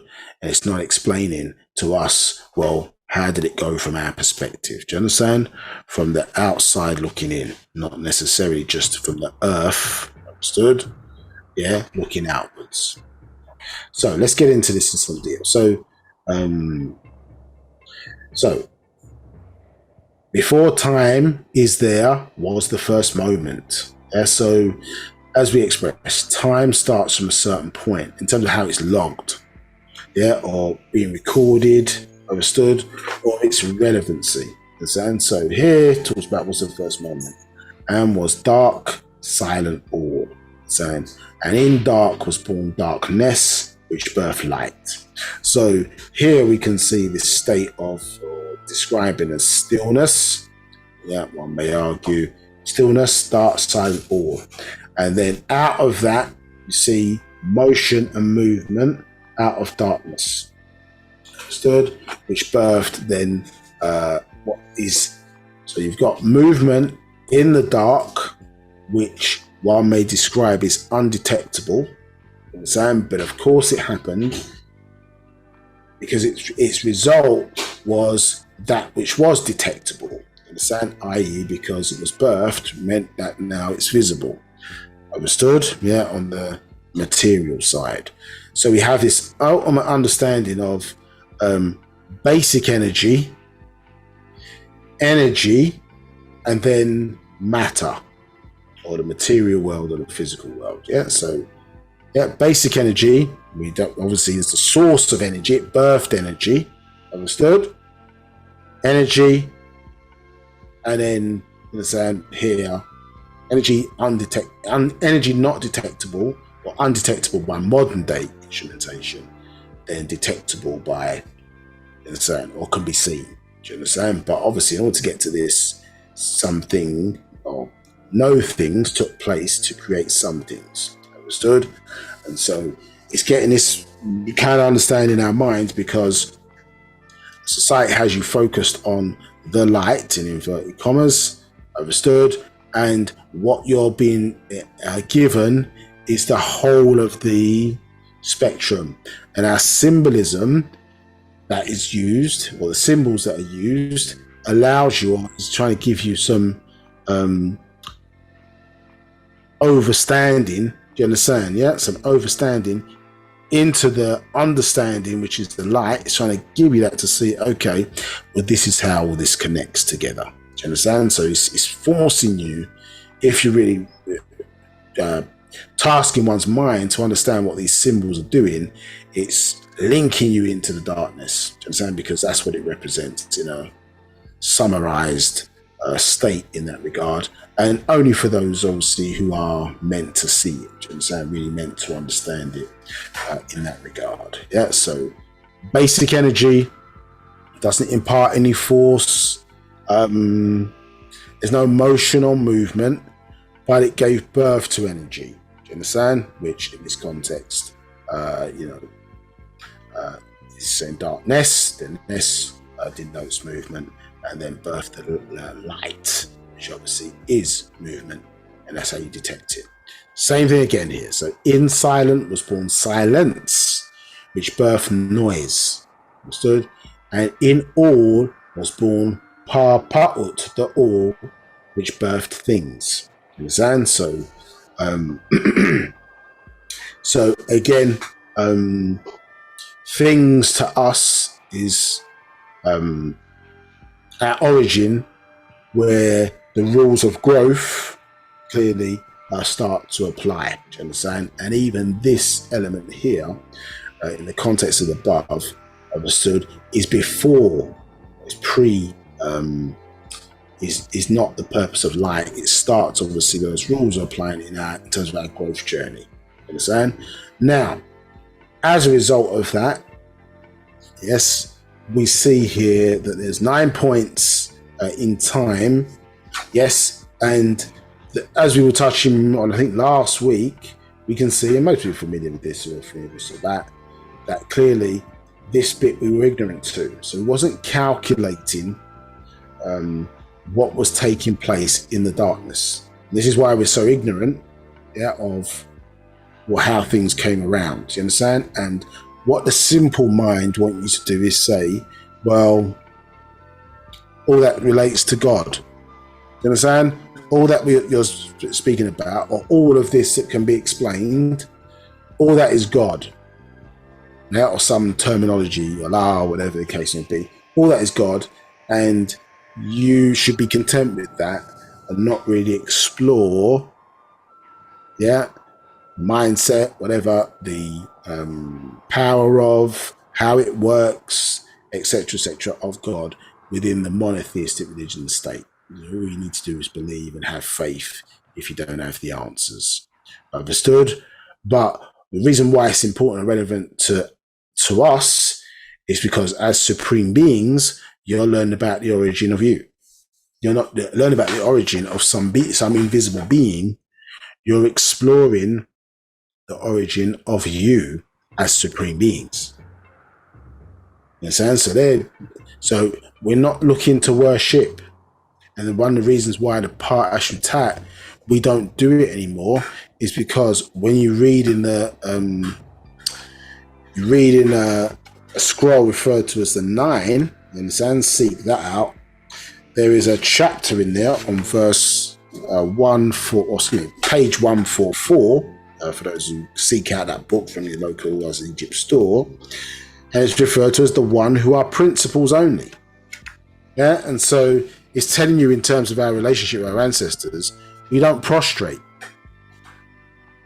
So we don't bow down to our ancestors. It's not an ego thing. We are them. We're not worshipping them. We are them. They are us. Now, we are their children in the context of our knowledge and experience in comparison to them, to understand, and also being here loosely and then there, do you understand, to imply that basically we are here in the physical and they are both in the etheric and physical, although we are both, they exist in a sense in that spiritual etheric state. So they have greater awareness and knowledge of our world, which they were in, and the one which they existed in currently. So to us, to them, we are children in the context of knowledge, expansion, so on and so forth, in that regard. Do you understand? So, excuse me, we don't worship them. In a sense, we seek to connect with them. We make requests to allow them to fulfill their purpose, you understand, in service to us, in service to the environment, so on and so forth. And in not doing so, we do them a disservice. In not doing so, we don't allow them to fulfill their purpose. In directing our energy to some other, in a sense, unproven, unnamed force, we do a disservice to our ancestors. They're there to help, and then, as you know, the power of not directing your physical energy or your spiritual energy or directing your request to the right place leads to idol worship. Understand? Ideally, not idol, I-D-O-L. Ideally, meaning you're putting your energy into it and you're getting nothing in return because the forces or names that you're calling upon are not of your own ancestry. Do you understand? So you have to understand this journey and your interconnection, how you're plugged in, understood, to energy into the source of energy. Yeah? So 9 points in time. 7, the moment. So the moment to time into the second, and this grew and grew. moment, second, minute, hour, day, week, month, year, generation. That is the 9th generator. Yeah, so these principles are in everything in Wu-Sabat. You understand? And so even the language is what? Trilateral verb, correct? Trilateral verb. So every Sabatic word in a language, its root is always a 3-part system. Do you understand? Primarily 3 parts. So all of it's framed around getting you on this kind of frequency, yeah, to understand how things work. Yeah, literally. Any questions?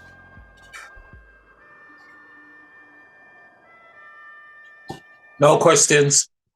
So I'm not going to go back through this whole master secret because I've done it to death. That's probably a bad thing to say. But I've done it a few times. You understand? So in this series of classes before, if people got questions on it, I think it's worth going through, then I'll take the time to do so. Now, let me just go back one part. So to understand what we were just reading about. So here we can see about the black dot. Yeah, so we're interested in the smallest things within existence. You understand? That can be classified as matter or material. Understood? Yeah. So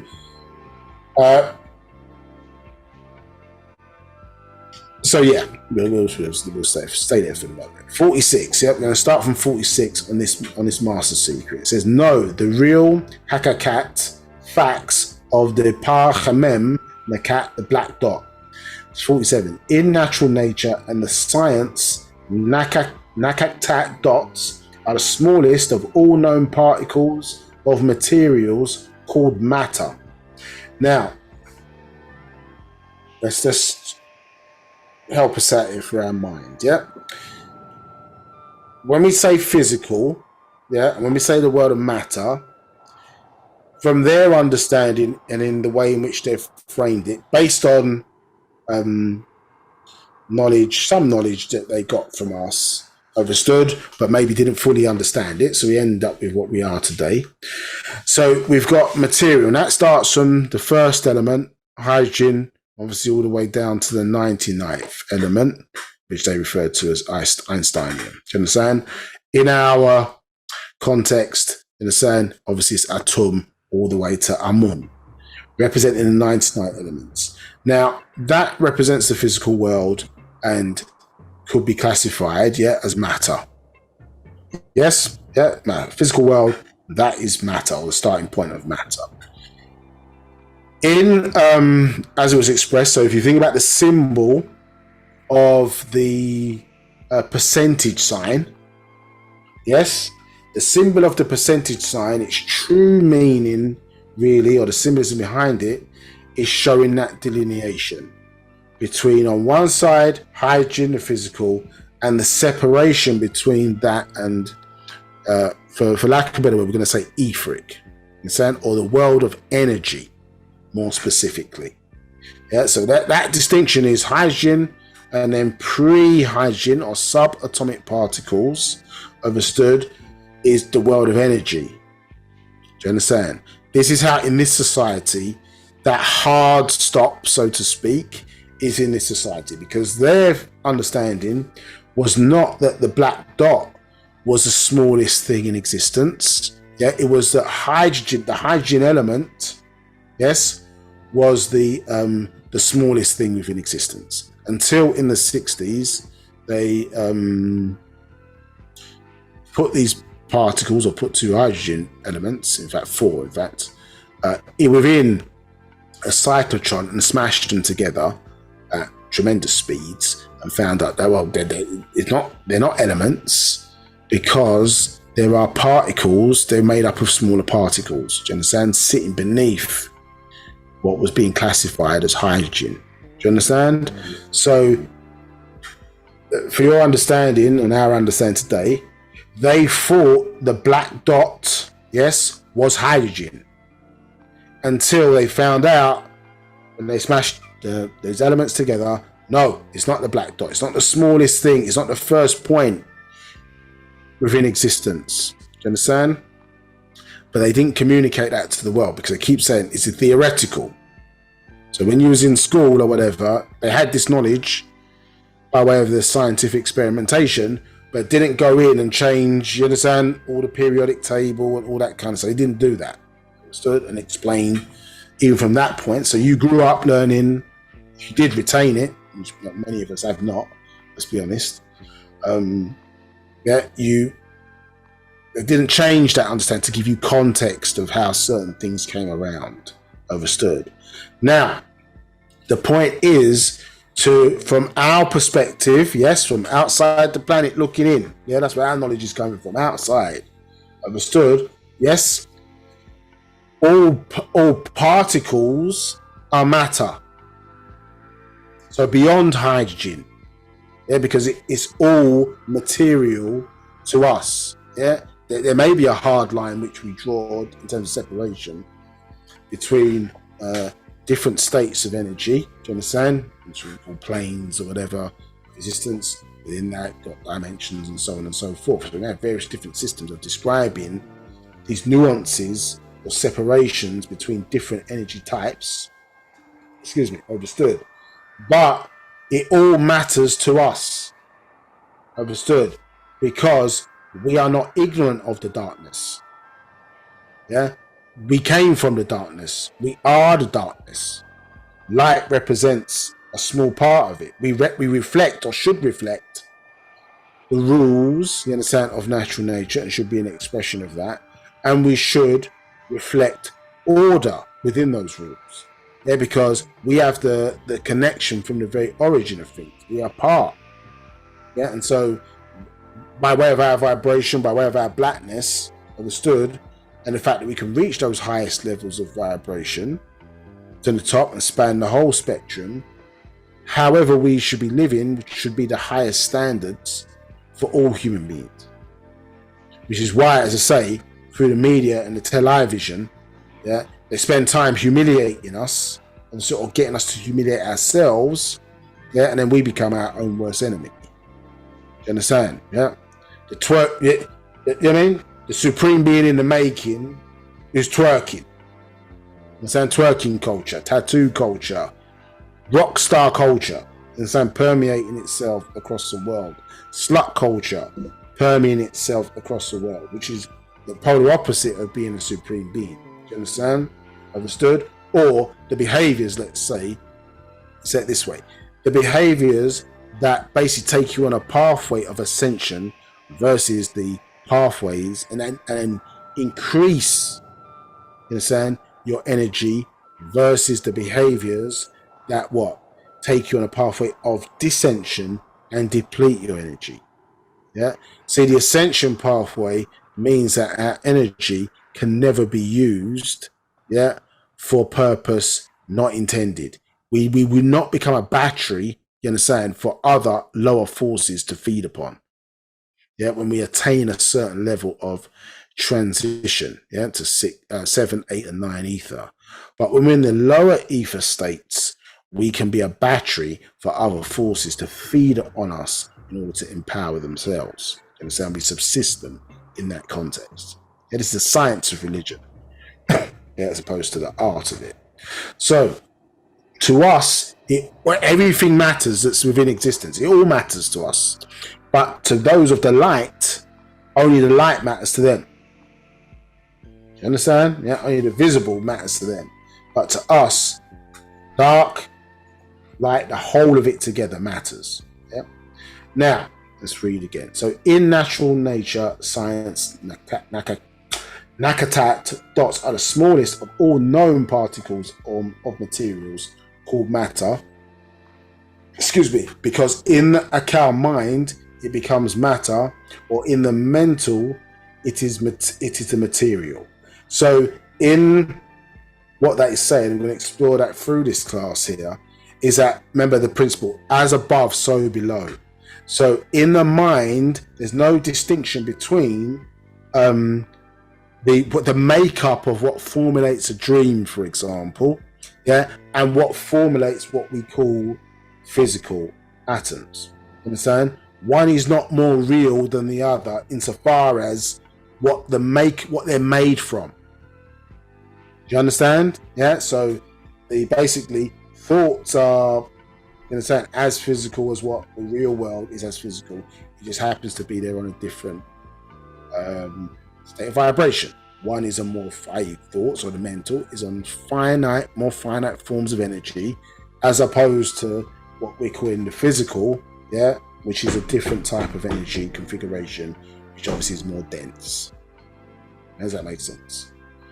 48. So it says, in the Topal world of what? Some things, they are atomic energy. This is what we've just been explaining to you, correct? So what we're saying to you, so the world of physical, these black dots, they are calling it atomic energy and hydrogen. But yeah, from a perception point of view, they're not really the black dots. They are a form of black dot within the 99, you understand, the 99 elements of the physical world. Yes, but they have, yeah, brothers and sisters, say, or family that came before them that are the real black dots. Understood? Yeah, called nothing or no things. Now, it says element 49, elements from the sum of one called hydrogen. 50. Before there was a sum, there was a ether. Understand? So energy. Yeah. So this is the world that we're talking about. So stepping before the first sum. Yeah. Stepping through. So it's not clear. Ask questions. This is helping us to understand what we were just reading about previously in the proof. 51. That was once tabi'a natural nature, which caused the effect of some or something, some and thing that can exist and still be categorized as material, physical matter cells. Yeah. So we have gone through this before, but again, going back over it for all people on the call. So some is obviously dealing with, in the context of the physical, is dealing with the weight. Understood? Yes. And then, interestingly, the multiple and thing. So it is things now that have grown, you understand, to a specific level where they now have a weight. Yeah, but the interesting thing is that there's something before that. So if you understand, yeah, and I'll try and give a different example. When we understand that the sperm and the ovum are responsible, correct? Responsible for fertilizing, you understand, coming together to fertilize the egg, which we call conception. But answer the question for me in the chat. Yeah. Is that classified? Do you get a birth certificate when the sperm hits the ovum? Yes or no? Place it in the chat and place it in on Facebook Live. Do you get a birth certificate when the sperm hits the ovum? Yes or no?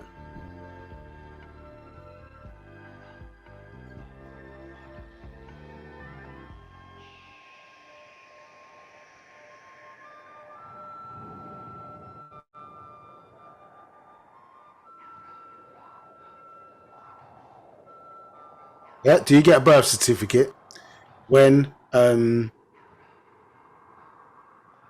the sperm hits the ovum? So when you conception, do you get a birth certificate? Yes or no?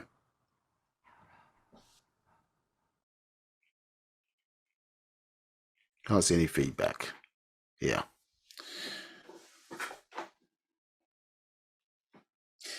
Right, I don't know, maybe people answer on Facebook. Yeah, so the reality is that when do you get your birth certificate? You get your birth certificate when you come out the womb. You don't get a birth certificate when you're in the womb. Now, to a certain amount of weeks or time, that child, you understand, is not considered life. Yeah? It's not considered life. Yeah? Not by all people, but let's say by man's law.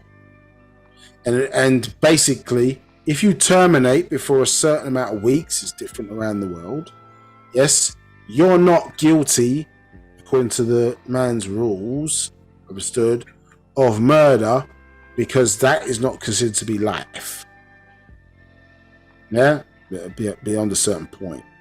Now, the fact of the matter is, other than with technology, you understand, and things of that nature, you can't see that. You don't get to see the child really until it's born, until it's fully formulated.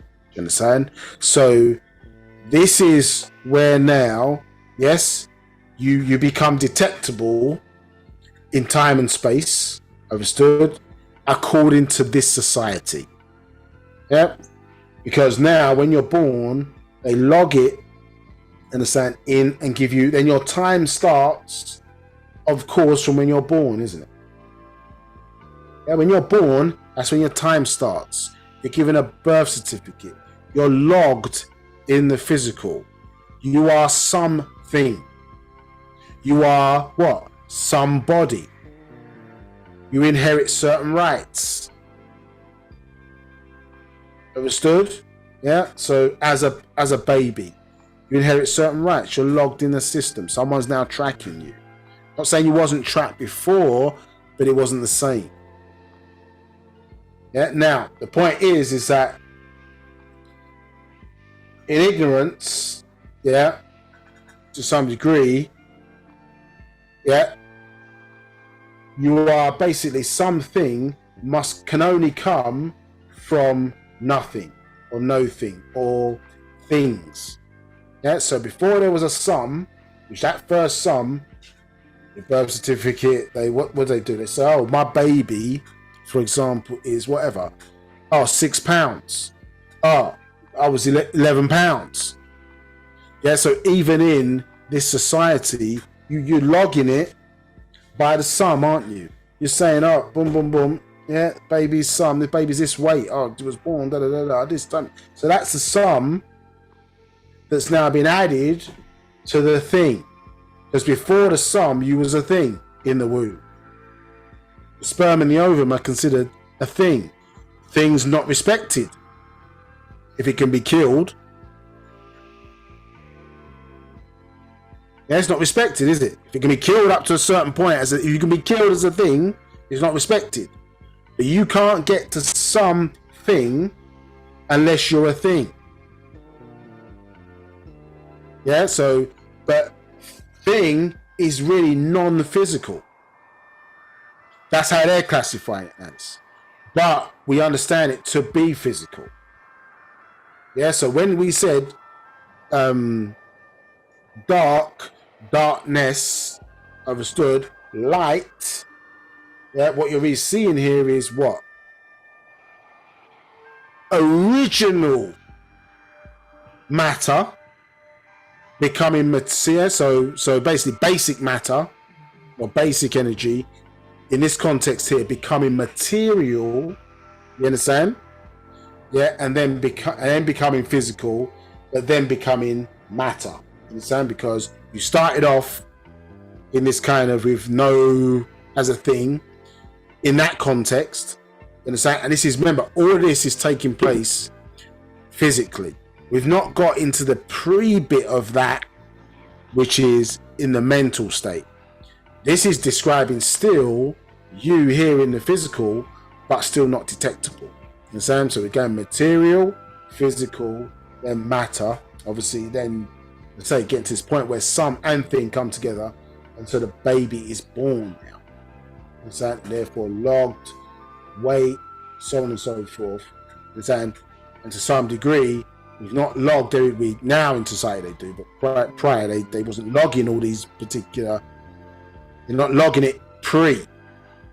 Yeah, they're logging it post. So what I mean by that, mean to say, excuse me, yeah, conception is logged post, whereas birth is predicted forward based upon conception. Yeah, so they predict somebody's birth, understood, but they wasn't in a position to be before conception to predict that unless it's, I suppose, planned in a way. But they can't, you understand? They can't predict that. They have to log it after it's happened. So if you remember the class that we played you, the who he class when we played you, so the first bit, they can only log it once it starts moving. Do you understand? Yeah. When they're talking about when someone's asking a question about tachyonic particles, they have to log it when it moves. You understand? A particular object, because they need, to calculate time, they need movement. You understand? But this origin of its starting point has happened before the object has moved. But they can't log that bit. So this is what we're saying when we're talking about perception. Your mind, what you're being taught in Wu-Sabat, your mind is being taken back into the blackness. Understand? For you, even though you're in the here and now, you're able to see the then of the, what they're calling past, understand? And then the then of the future, understand? Which is all now. Yes? But really, in order to take our minds where it needs to go, we can do some of that in English, of course it can. But our real time perception is going to change when we master the language, isn't it? Now, this is why it's called the language of time. What is time? Time, you understand, time is really mind. Yeah, let's continue. Still categorized as material, something that can still be categorized, important word there, as material physical matter cells. So when you look at these definitions in the bullet points here, this is basically absolute matter and material for our definitions. Absolute matter. So this is matter, material, and obviously our understanding here. This is what makes up what we call in the physical in that context. Now, 52, know and understand this. Nwapu or Musbatu, Wapians. The smallest particles of matter, called Nakatat dots, are classified as energy matter or massa energy, called dark matter or dark energy. So here, because of the way round, so we just explained earlier that to us it all matters. It can be all material, do you understand, in that context. But by putting it the way round it is, we're saying, okay, well, it is matter, but it's energy. You understand? It's not matter solely. You understand? On the other side, from hydrogen downwards, this is energy matter. So it's particles which are energy, but can be considered as matter. To us, in the way our doctrine is recording the whole of it, it's not looking at it from the part. It's not just looking at it from the light. It's looking at it from the whole. Now, it says here, 53, Nakatat dots can be assimilated into your very own minds as inactive Natat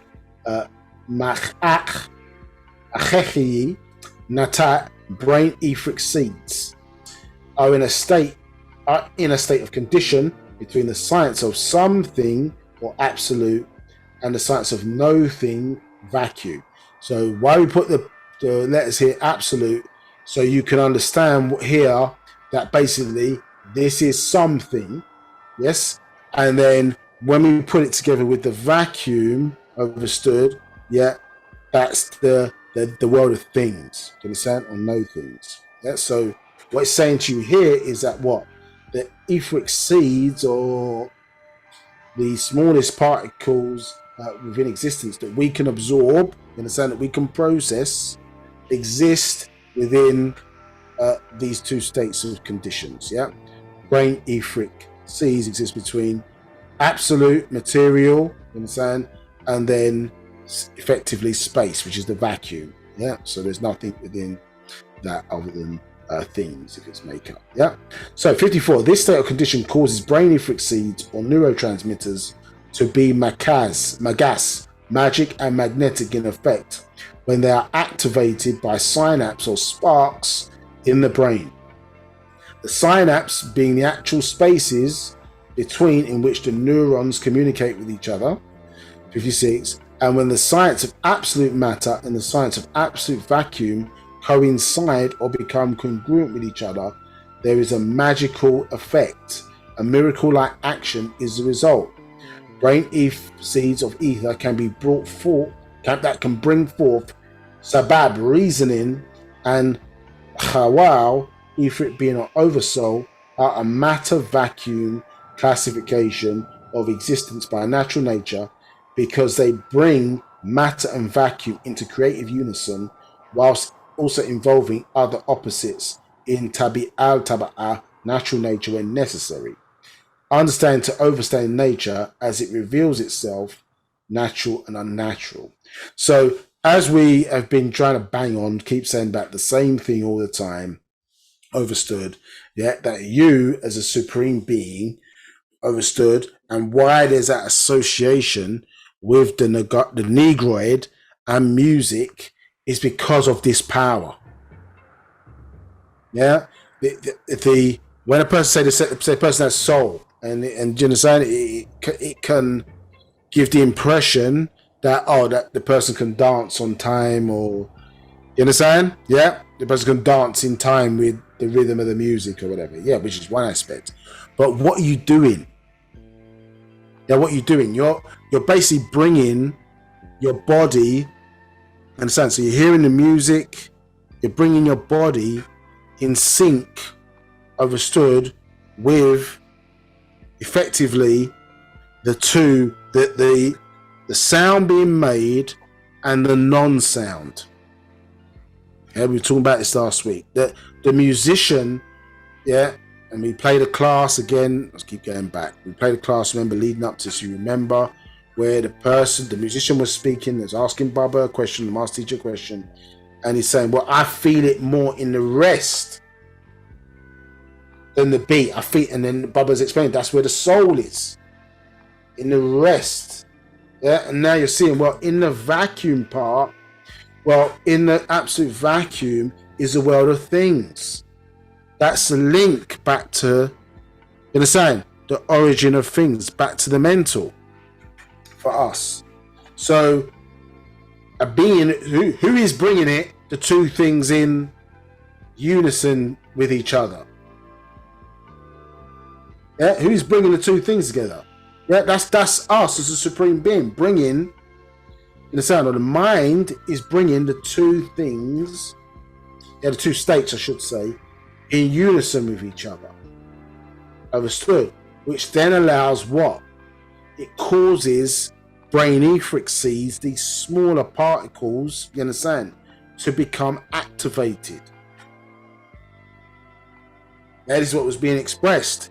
And then they're able to melt down now to become thoughts, you understand, and thinking. So the reason why it doesn't work in certain other races is because they can't raise the temperature necessary to melt down these smallest particles into a form, into a substance, use that word, that can then be manipulated into any form or fashion. So this is the ingredients of growth.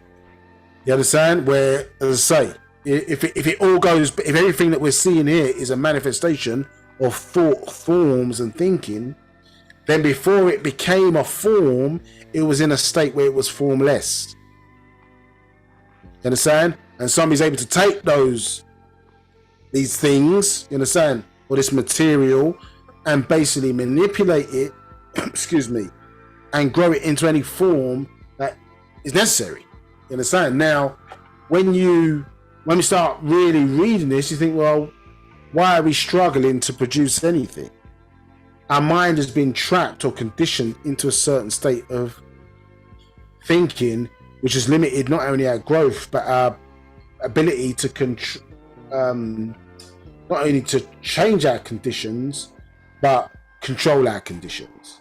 Because we're trapped within this body, let's say, we're trapped within this society, we're trapped within certain conventions, when in actuality, based on your capabilities,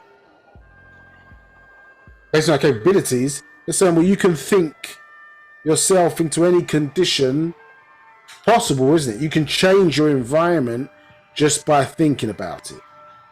This is a power because, if I was, from a mathematical point of view, trying to add two fractions together of a different type, let's say I had, I don't know, I'm testing myself here. Let's say we had 1/4 and you try to add it to 1/5.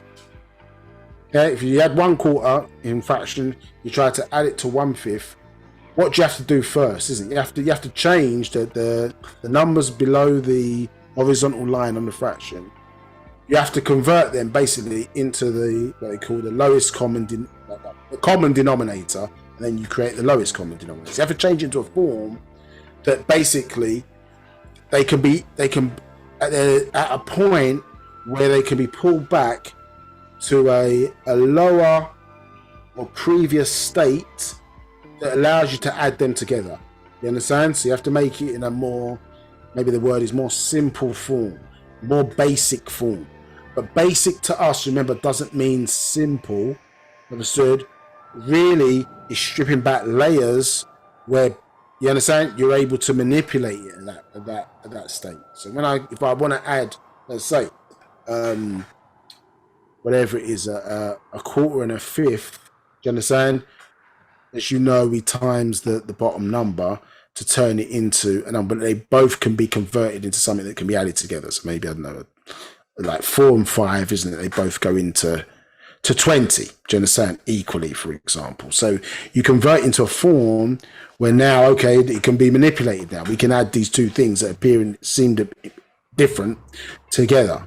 So in this context, we're taking things back to a state where they can be manipulated. So if you have control of this state, or you have the ability to manipulate these smaller particles together as a supreme being with soul, then how are we subject to the conditions of the world and we're not shaping the conditions of the world? We must be sick. According to what we're reading. You understand? According to what we're reading. And these are some of these rules, isn't it? You bring these two things together. You understand? Magic things happen. This is the power of reasoning. Not just sound right reasoning. This is what it means by reasoning. It triggers all of this. Understood? Yeah, so as I say, and this is why I'm trying to show these, maybe just to give you that thing about perception. Yes, because when you're looking at things, and we've shown these before, obviously we're seeing them from a certain perspective physically. But what this is forcing us to do is to go back, isn't it? So as I say, this might be a picture of a right angle triangle. You understand? And so obviously if we spanned out even more to this, for example, so we zoomed out, for example, I'm sure that basically the triangle would appear to have exceptionally smooth lines at the angle, isn't it? Understand? So that's one perspective. You zoom in, you see that the angled line is actually made up of a bunch of squares, even though if we were to zoom right out, it would give the appearance of a smooth straight line, wouldn't it? Like if you look at the W's here, for example, these angles, they're smooth lines, aren't they? But they're made up in, certainly previous times, using this raster technique of pixels. You understand? They're not smooth lines, they're made up of squares. Now, when we go beneath the next layer, for example, we see that actually all these different squares with different colors are a combination of 0 and 1s. Do you understand? And when you're looking at was what the screen's made up. Obviously, it's crystalline technology, isn't it?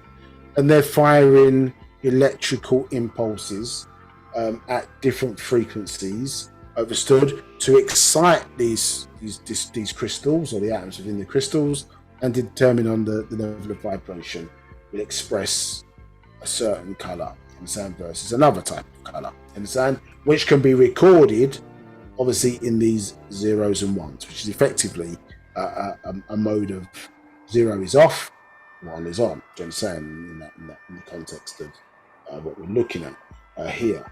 So the point is, whatever perspective you see it from, yes, you're going to get a certain look, but it's all the same. It's all the same thing. You understand?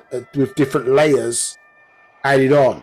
But unless you really get into the subject area, you won't see it. So the point is that this, for our understanding, is this world of kind of matter into material, into the stuff that we ain't even seeing on the screen here, which is how the actual crystals that make up the screen technology, LCD, for example, something of that nature, how they then make up what sits behind even the zeros and the ones. You understand? So, and before the energy is applied, isn't it? Oftentimes, what color is your screen? Yeah, it's black, isn't it? Yes, but there's no energy to be applied. The screen is black or seemingly blank, yeah, until the process starts. Understood? So the reality is of what we've just expressed to you, that basic energy, you understand? Yeah, that process of growth is what's being described here. But of course, those rules had mind behind them, or have mind behind them, have mental mind behind them, because there's some form of motivation, obviously, for things to start. You understand? In the context of the world of things, there are seasons even at that level. Excuse me, that start to formulate. You understand why growth would start at one point and then not another. So in here you can see that again, this illusion, and we show it different ways. This is just another way of showing it, of how those smooth lines from a certain perspective, when we zoom in, we see it thing. When we zoom in again, we see it a different way. When we zoom in again, we see it a different way. For your understanding, when we're zooming in on these particles, what are we getting? We're seeing that actually there's a lot more space between these particles than we envisaged. And what is in that space is that blackness. And so, which is things, yeah, which is the origin of us. Yeah, there's no, excuse me, you understand? We are in darkness. We live in a dark place. You understand? We're in darkness. Light is expressed within darkness.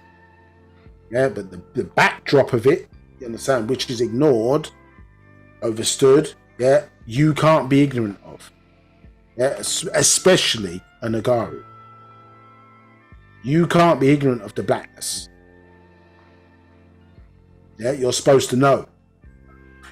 Others maybe can claim, yeah, well, we're ignorant because they came along afterwards. But you now, in this day and time, can't be ignorant of that. You have to understand it. You can't join yourself with others in that regard because you're a part of it. You make up that which things grow from. All other races grew from you.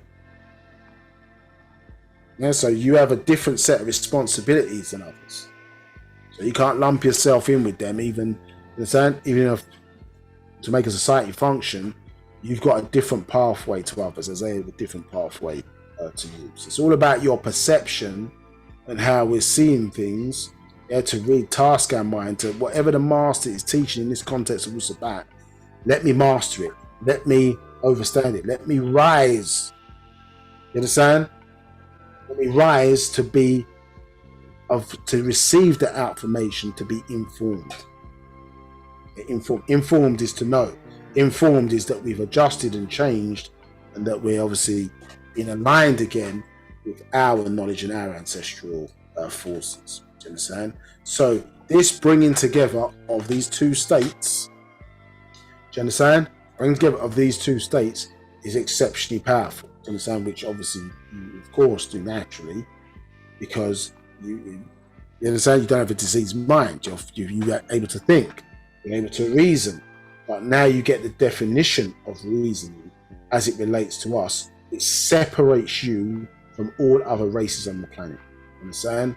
Yeah, that you are able to process these brain seeds of ether. They're the smallest particles within existence, referred to as these black dots. Do you understand?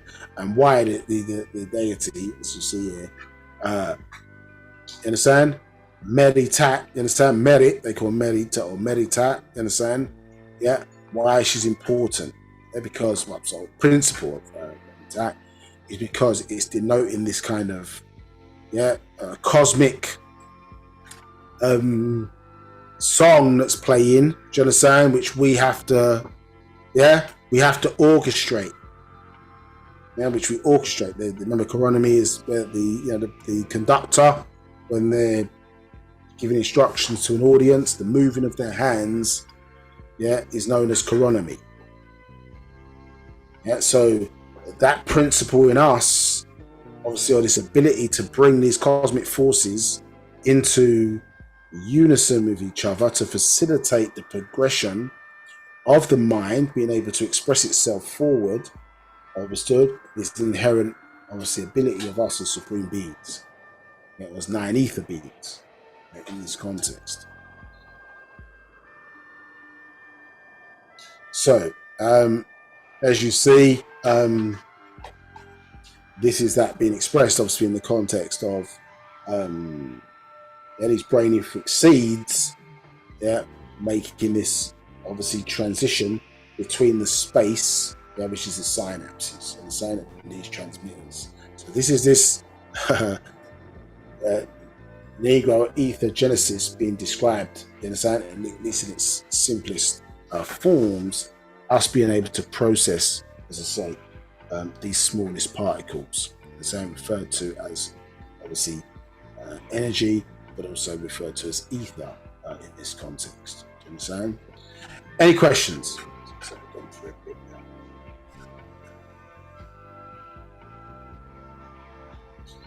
No questions. Okay, let's move past this. So let's just go back and let's make sure. Right, so we're reading about those same things, aren't we? So if we go back now, we sort of read, for 376. So the Nadam order is universal ether in unity with rules, direct cycles of natural nature ether. 377. Universal ether is liquid, mind, and the chat energy of the universe. It's life, the man blood. Natural ether is Nashat energy that gives illumination and life to the multiverses and the persons and the Shayanat things therein. You understand?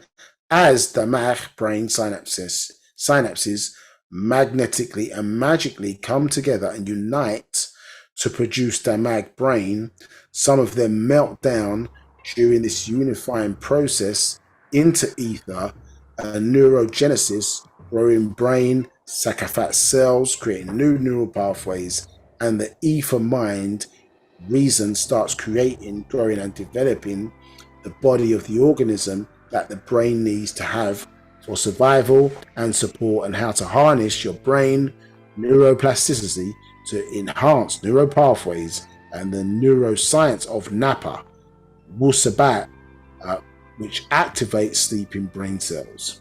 So in here, you should now understand about what's taking place in terms of the bringing together of those particular elements. Do you understand? And so this is what happens in the context of the brain, understood? And here, this is explaining, say, how that same process takes place in a universe, understand, by way of the use of universal ether. And so now, if that's clear, I'm not going through all of this again, but check that out in the same, because we've gone through it in previous parts, or more importantly, maybe seek out the book, Master Secret, Black Dot, Helix, Mind Link, and Mind Linked. Understand? The first part of that book is dealing with what we're talking about here. So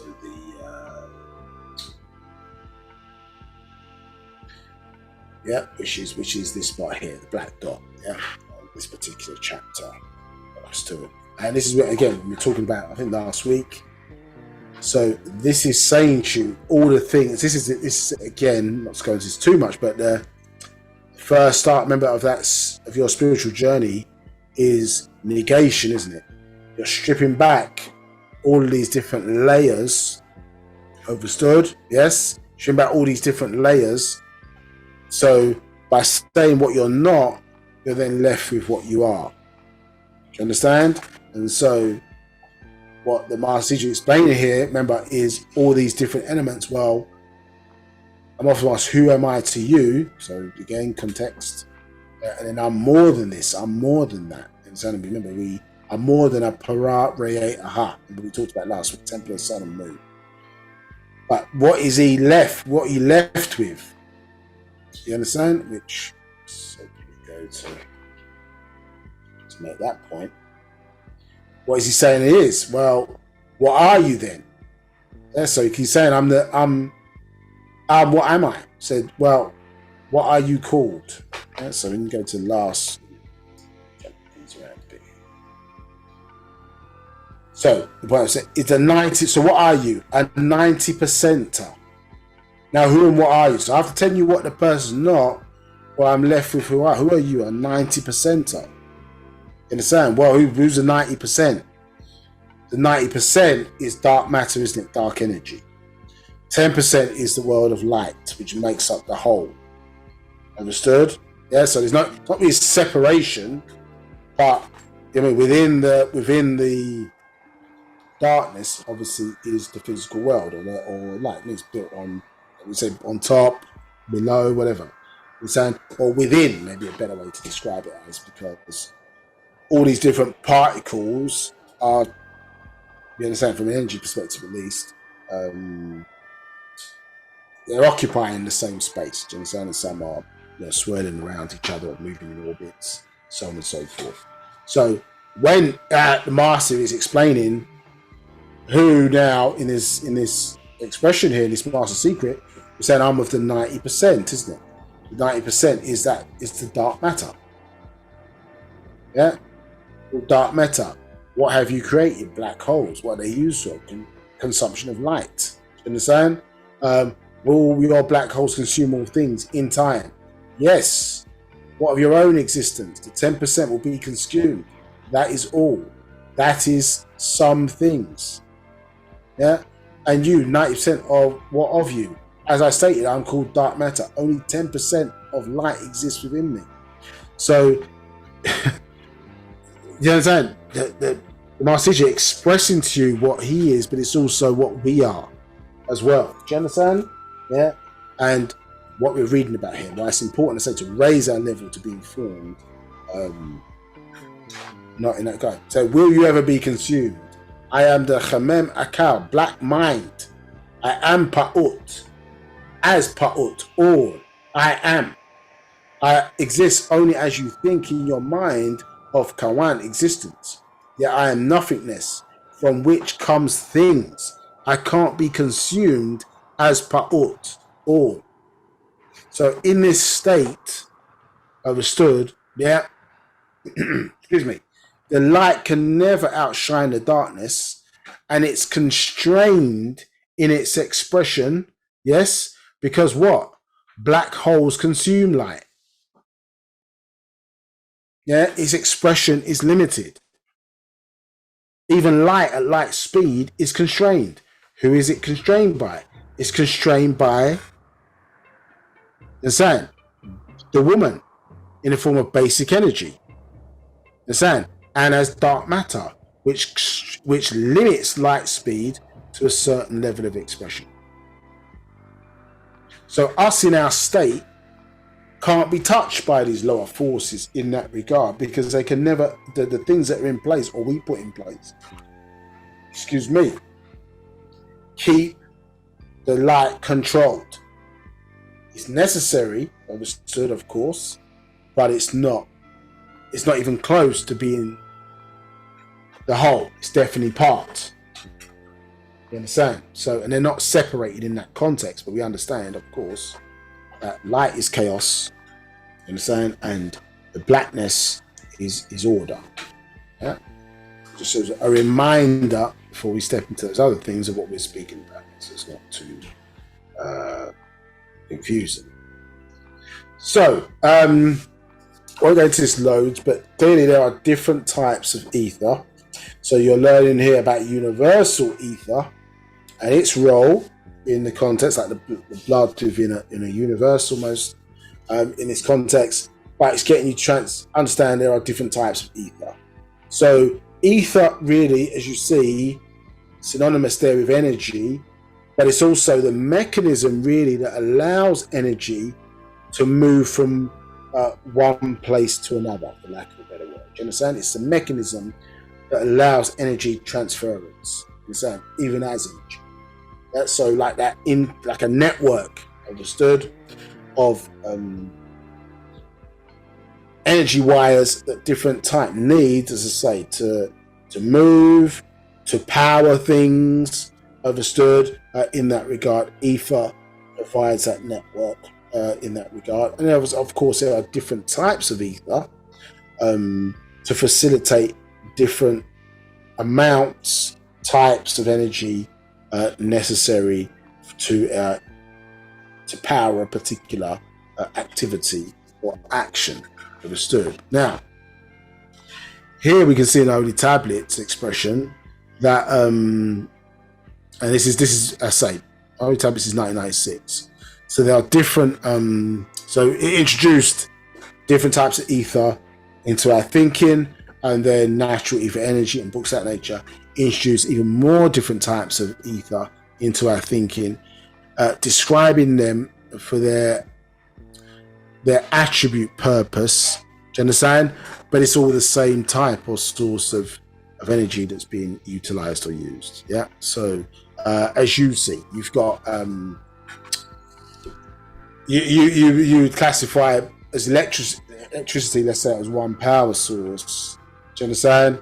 But we use it in different ways. It's broken down, isn't it, in different ways to power different types of appliances. Do you understand? So the electricity needed to power a substation, for example, is very different to the electricity needed to power your television or your mobile phone device. Do you understand? So at different levels of frequencies, you are dropping it down, obviously through transformers, for example, so it can be utilized in different ways. But it's the same type of energy, it just may get expressed differently by way of, in some systems, it's amps, or you understand, it's volts or whatever. Now, if you started to name it and say, okay, well that's well, we do name it. In fact, we do name it. We will say, for example, well, that is a domestic energy supply, meaning to say that is used in the house. We will say, well, that's an industrial energy supply. Do you understand? That's a different classification. It's used to manufacture things. Do you understand? You may say, oh, that's commercial. You understand? Maybe it's used in, again, more synonymous with industrial, but it's another type of classification for the energy that's used. You then have people, I don't know, if you're powering a railway or something, they may need another type of power or network, do you understand, which is separate from the grid.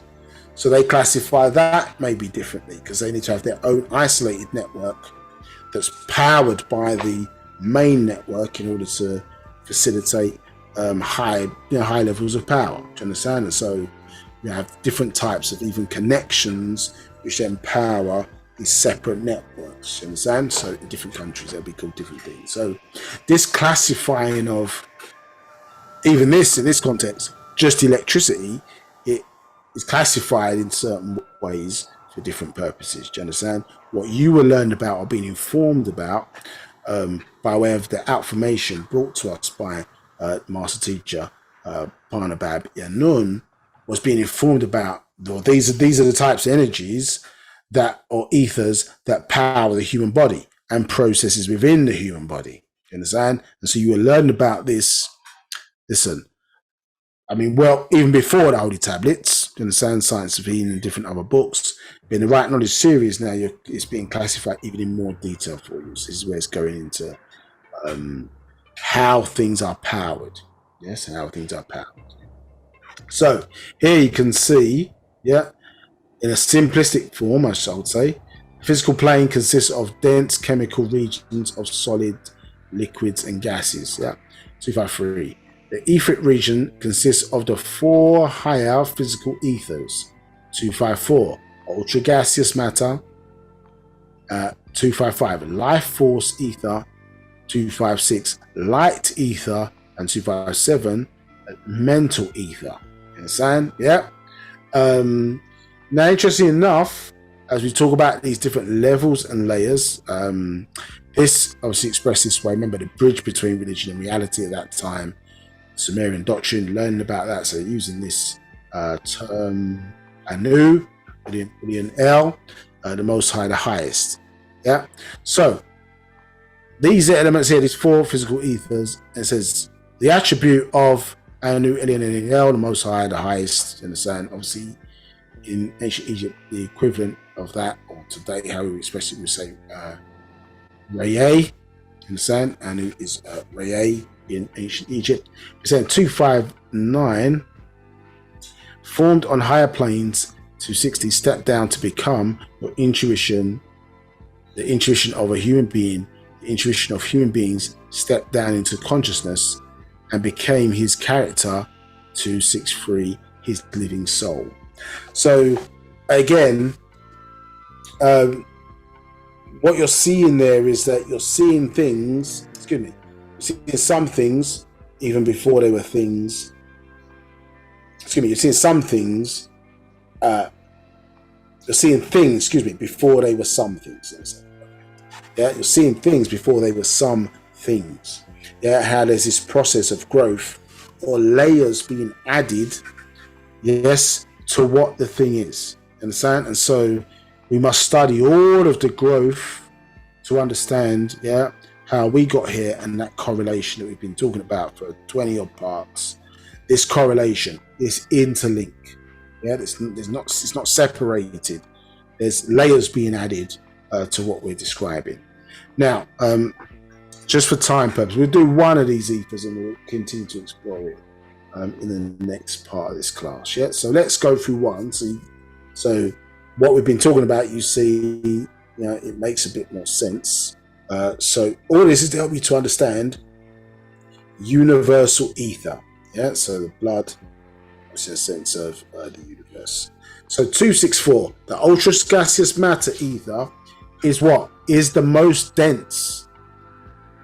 Yeah, 265 is most dense. 266, and the lowest of all of the 4 ethers of the physical plane. Yeah, so just in relation to here, where we're at.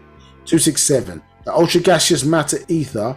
268 is the channel for all the physical forces which you are familiar with, like heat. 269, heat. 270, sound. 271, light. 272, motion. 273, ultraviolet rays. 274, cosmic rays. 275, this ether subplane of the physical. 276, manifest aspects which operate in human beings under the direction of his conscious mind. So again, we're seeing here that we have the ability to control these forces. Yeah, control ether. Yeah. 277, within the physical form. 278, the ultra gaseous matter known as ether is operating under the law of attraction. 279, and it draws the physical form. 280, from the needed elements in the surrounding space. 281, and it makes them absorb to be utilized in the physical form. 282, ultra gaseous matter ether. 283, under the law of repulsion. 284, expels from the physical form. 285, all materials that are no longer useful for its maintenance. 286, and this is all accomplished under direction of the conscious mind. Excuse me. So, listen to what we're saying. Yeah, you can see here. So mentally, obviously, what's happening is we're utilizing these ethers that help to form, understand, the physical body. Correct? You understand? Out of all the materials that are around, understand? Obviously, we attracted that to build that around, understand? Or provide a place, let's say, for the mind or the mental aspects of us to express itself. Do you understand?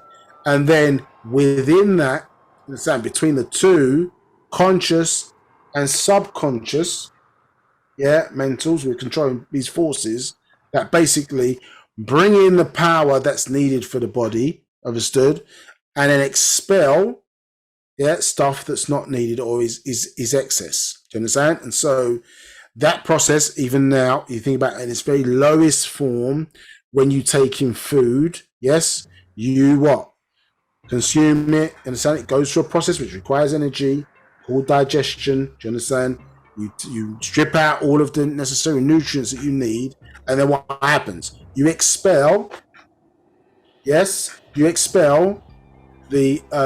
stuff that you no longer need through waste products, through waste. Do you understand? Which you understand that feces, a urine, etc. So you expel all of that. Now, that process of is done subconsciously, so you get a feeling, you understand, triggered, and you think, okay, well, I need to go to the toilet. But you eating is done what? Consciously, isn't it? You decide what time you eat. That's why you can eat, overeat, undereat, eat at the wrong time, eat at the right time, you understand, for your body. Eat the right things, the wrong things for your body, because that's within your control.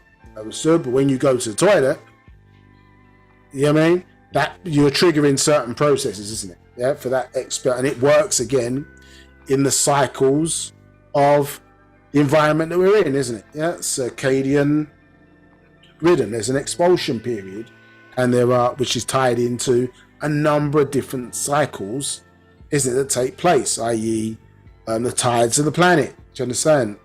By way of the moon pulling on the waters of this planet, that triggers or drives through these expulsion cycles. Do you understand? There's a water cycle, for example, in a book called Holy Tablet. I think it's Holy Family Guide to Better Living. In there, it's got a water table, which is when the best times are to drink water, for example, and they're based upon the times to drink water or whatever, which you're supposed to have 2 liters per day at certain times or whatever. Those cycles of giving the body sufficient amount of water in the system, it works with those intake and expulsion cycles. Do you understand? So you're helping, which is driven by, as I say, environmental factors outside of your body, like, as I say, the moon, which affects or provides the energy necessary through the laws of attraction, because the moon was once part of the earth, and the waters of the moon, you understand, or the energies of those waters are still connected, so it's pulling on the waters of the moon, which creates this tidal flow. Do you understand?